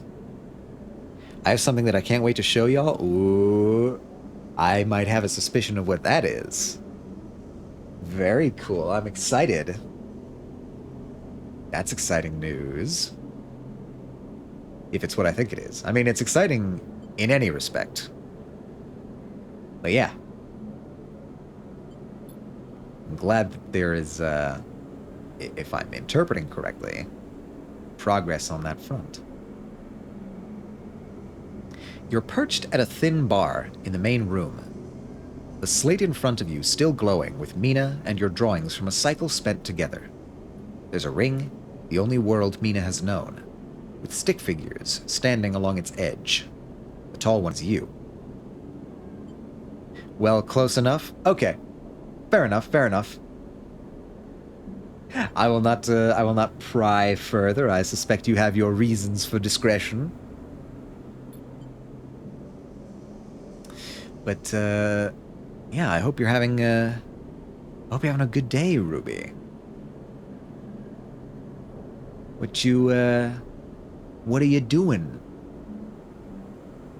Drink? Asked Lem, producing a worn-looking bottle of Girol? Girol? Girol? Unless it's French. Giroy? Giroy? Whatever. From under the bar, its contents glowing amber in the fluorescent light.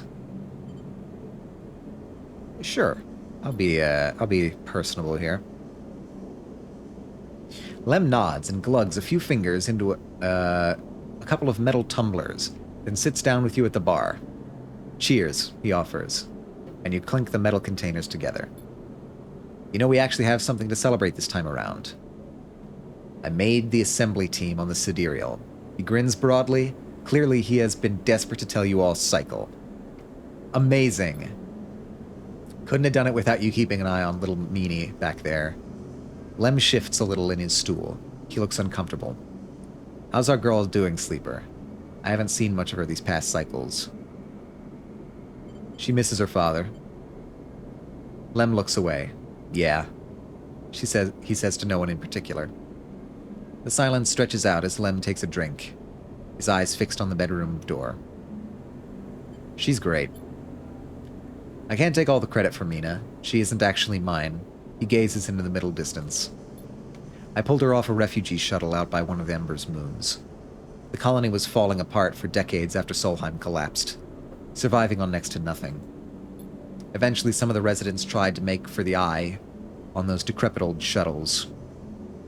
They had no idea what they were doing. The one Mina was on decompressed halfway there, everyone spaced. The only reason she made it was someone sealed her in a weapon locker. She was ice cold when I reached her, purple lips. He shivers. Once I picked her up, I wouldn't let go. The medics treated her with me, still clinging to her. He takes a drink, still not sure why. He reaches over and refills his cup. We weren't exactly anybody's heroes, you understand. We were private military, hired in by Conway to protect their claims in the collapse. But once I got Mina, that was it. I quit. Got us dumped here. You saved her. I'm going to sound like an idiot now, but she saved me. That's the truth of it. He looks around the decaying unit, its stained plastic plating and flickering lights. Me, I brought her to this. She was tiny, too small to know what she lost, but I can't stop thinking about it. What if our number doesn't come up in the draw, Sleeper? What then? The Sidereal will sail off without a thought, leaving us here. What kind of life is that for her? You'll make it. Sorry, I know you don't have it any better. He looks at his cup and pushes it away down the bar. This is a celebration, right? Both of us on the team now. Both of us with a chance. Together. That's right, we hold on together. Imagine, all three of us riding the sidereal horizon out of here, to a new world. He looks into his glass for a moment. I think I drank this too fast. He laughs. Lem stands and starts to clear the glasses into the auto wash. I need some sleep, friend. See you around. All right, then. Thank you, Sleeper. I mean it, from both of us. He pats your shoulder, and you slip out into the dark of the walkway, with thoughts of little Mina in your mind. We did it! Good robot. Help a friend and have fun with Bun Bun. We got the achievement, Good Robot. That's fantastic. I'm sort of running out of ideas for what to put into here. Agent nodes give double data rewards? Oh, I guess that would be a... Can I not? Oh, this takes 2 upgrade points. Oh, wait, that's a cool upgrade there. Let's definitely do that. Using components at home to repair condition. That's really nice. All right. Aside from that, let's do... What else do we have? Fang in the Greenway. We've got that. Disable your tracker. Flotilla A to get Sabine out.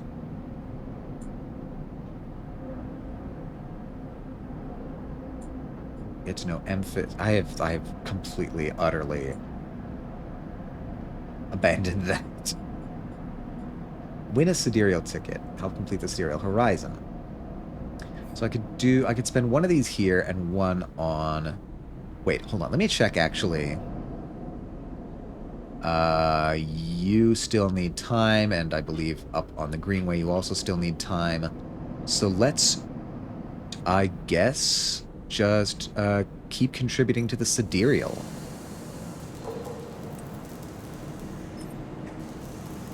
We should be able to get pretty good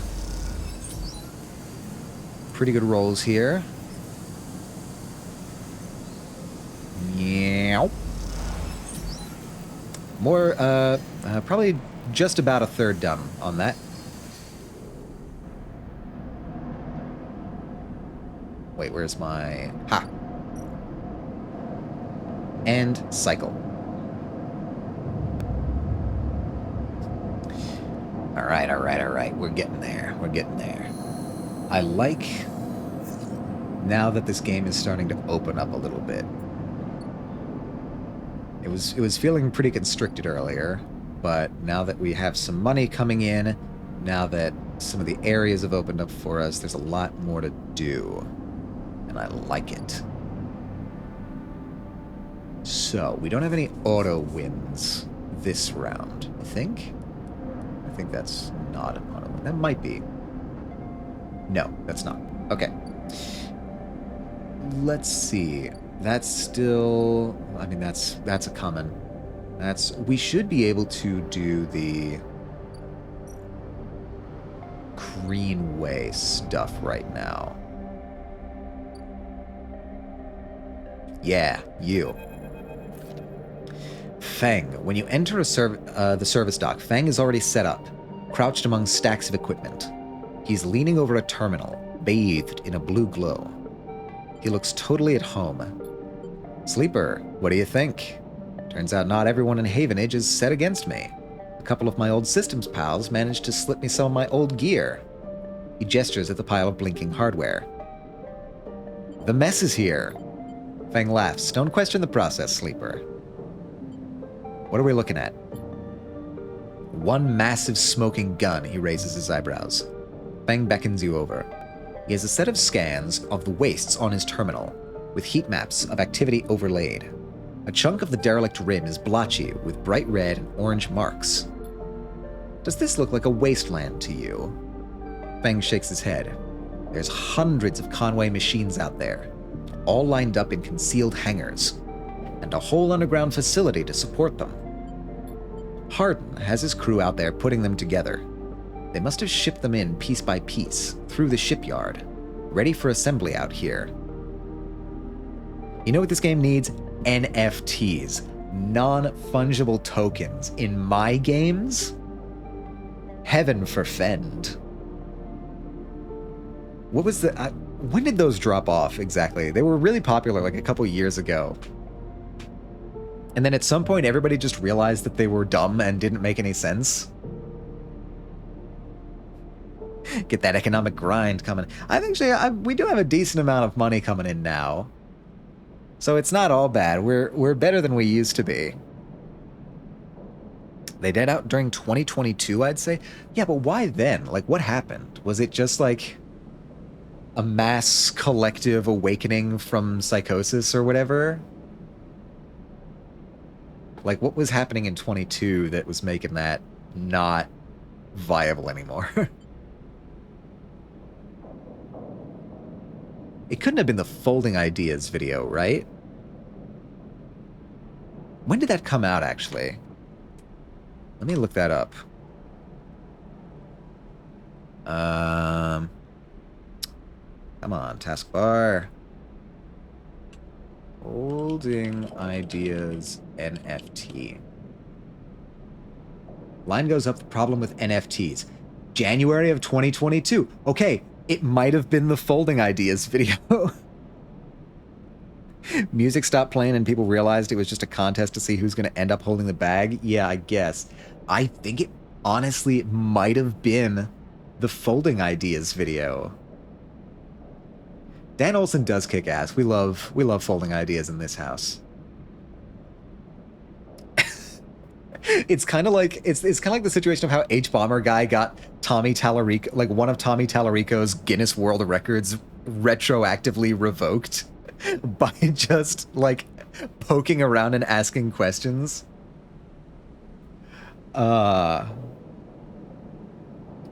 We love our video essayists.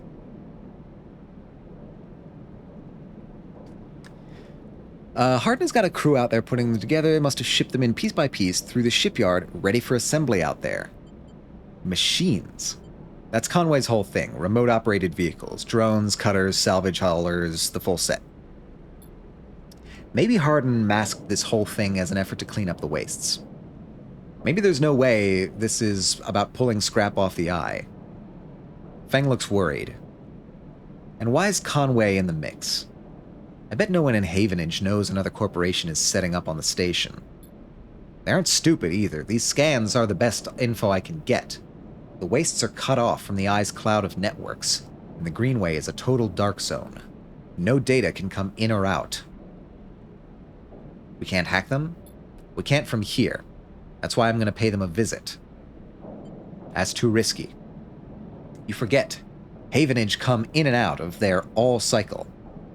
I should be able to get in, as long as no one I know sees me. He grimaces playfully. But I need you on the outside to help disable security systems and cut me a pathway through. There's no cloud access, but if I can get inside, I can open up nodes in their network, and we can work in tandem. Ooh, that sounds cool.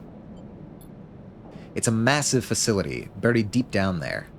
Miles of corridor and ventways wrapped around cargo bays and hangars. So it'll take more than a few cycles to work through it. But as long as you can keep them off my back, I know I can rip what we need out of there.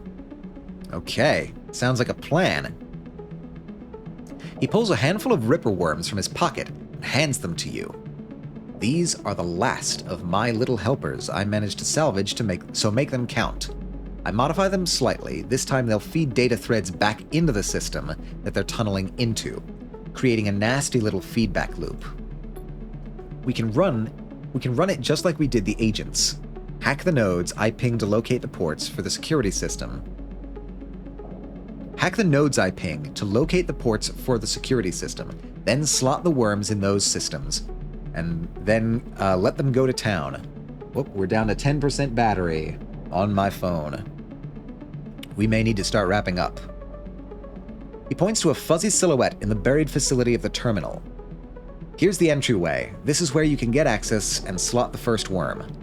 That'll fry their perimeter systems and get me past the first cordon. What I need from you is to keep your eyes on the facility after you kick things off. You see me pop up a security system, a server bank, you need to break in and slot a ripper to disable it as soon as you can. If I can't, you miss a system, you wait too long, they're gonna find me. Simple as that. I need you focused on this one, so I'm gonna let you fire the starting gun. I won't go until you slot that first worm. Diddles? Hello, Diddles. How are you doing today? The Mr. Diddles, last seen playing Wuthering Waves, the hit gacha sensation that is not Hoyo somehow, despite all of its design language being essentially identical to Hoyo's. I went shooting with my father? Oh, neat. How did that go? Got it. Don't worry, you can run rings around their protocols. I've seen it. It's all in place. You just need to make your own preparations, then slot that worm. Just don't wait too long. I'm getting bored of this sneaking around. Once I'm on the inside, I'll get proof we need to end this whole thing, no matter what. We can't take longer than 6 cycles on this thing, remember that. Oh, and one last thing. If I get caught, or you can't reach me, or we run out of time, there's one thing I need you to do. What? You take whatever I have managed to pull at that point, all that data, and you slot that stuff straight into the relay I've set up here. He points to a pile of servers and terminals, hooked into the dock with cables as thick as your arm. The gun he got me has some kick, so I need to do some push-up or something. Ah, okay, interesting. You gotta add a push-up redeem, I think. Get you into shape so you can handle the kickback. Also, Wuthering Waves is like good. I think there's some good groundwork. I've heard it's good. I mean, I don't know how much Genshin bias is playing into this, but I've heard it's good. I repurposed the dock's SOS broadcast system to beam out whatever you put in it. Anyone with a terminal, a slate, or a server on the eye will see it. That means Havenage, Yatagan, the hub, everyone. No matter what, Hardin isn't sneaking away this time. I've got a bit more to do here, but the moment you slot that first worm, I'll make my move. He gives you a parting smile and turns back to the terminal. The nerves hit as you make your way out of the service dock. Time to prepare yourself. Okay, so that's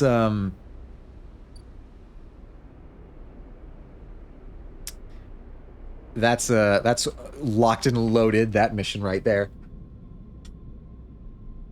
Like I say, it's closer to DMC than what my friend who's never played any games like anything call it a Souls-like. I wouldn't know. I would not be.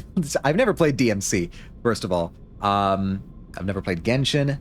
I have played a Souls-like, if you count Jedi Fallen Order. It has a perfect dodge and a parry mechanic where you hit the guy with a basic attack at the right time. You should. I mean, I've gone back and forth. I've heard people calling it a Souls-like. I've heard people not calling it a Souls-like. Like a Souls-light, I guess would be the word. In any case, unfortunately, sorry to catch you at this time, Dales, but we are needing to wind down because my face tracking is about to run out of battery. I guess it's Souls-like. Yeah, I think we can agree on calling it at least that. I think that's... How do I forget? Zoom options, quick menu, quick game. 70 seconds since last autosave. Cool. Fucked up you did this to me? I'm sorry. It's my battery. We need to get the battery technology better than it is right now. Cool. All right. Well, with that said, I can begin preparations. Let me pull this up over here. You, and then I will resume. Get that going, and we can go over here. Ah. It is still wild to, like, see myself moving around. How will I find out the Citizen Kane of sleeping games? Don't worry, we're playing this again next time. Whenever next time happens to be. Might be Wednesday, might be next Saturday, but definitely at least one of those. My Saturday streams are far more certain than my Wednesday streams. So, if you have to bank on anything, bank on Saturday. You should make a nightmare version for a redeem. Unfortunately, I don't have the, what's it called? The Live 2D license anymore. So I can't edit this anymore. It kind of just is what it is. I wanted to have, like, a layer of just like intense bloom around the eyes so that I could pull off where is it? The this and have that as a redeem and just have that be a toggleable thing that people could do. But I will need to at some point in the future reacquire the live 2D cubism license to pull that off. In the meantime, you must steal a license? Oh god. Can I do a check on Twitch and see who is streaming? I don't suppose you would remember me. Of course you wouldn't remember me. All right, so this is going to be slightly awkward. I need to check on my phone. So... No, not speed test. You look the same as the Authenticator app.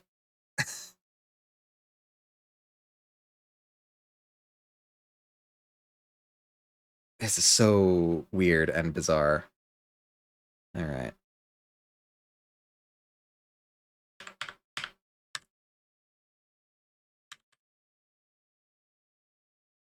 Remember this computer for 30 days. Thank you. Okay, now we should be good. Sivari is streaming. I knew it. I knew they were streaming. All right. We're rating C. And pointing and laughing.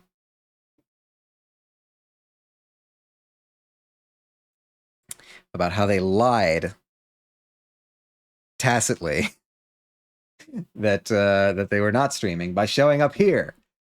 They're up here they're logged into my stream while they're streaming. Authenticate some bitches. They're maxing. Yeah, all right. So, okay, we're gonna raid Sivari. Here are the raid messages. Grab whatever you like. I personally am a fan of the third one, but that's just me. Yep, that's working. Oh, please. And then we're going to raid Sivari BT, right? That's how it's spelled. Sivari 2 eyes _ VT. Feel like I should be mindful of capitalization. All right, cool. Yes, that works. Okay, cool. Thank you for streaming. Thank you for joining us. Boah, Jazz, everyone who showed up today, thank you so much for joining me for Citizen Sleeper. I think it's a pretty cool game. Chill, but intriguing. A little bit of space business. The model is working better than it was. Probably not as good as we can get it. We're gonna still keep tinkering with it. But the next time I'm going to be streaming is, at the very least, next Saturday, possibly Wednesday. Either Tassie, a little sneaker. You've found your way in. Hello, Tassie. Sorry. Let me. Haha. I'm gonna get one off before the end. Thank you all for joining me. I hope to see you all again next time. If not, I hope you have a wonderful day. And as always, stay true to yourselves, everyone.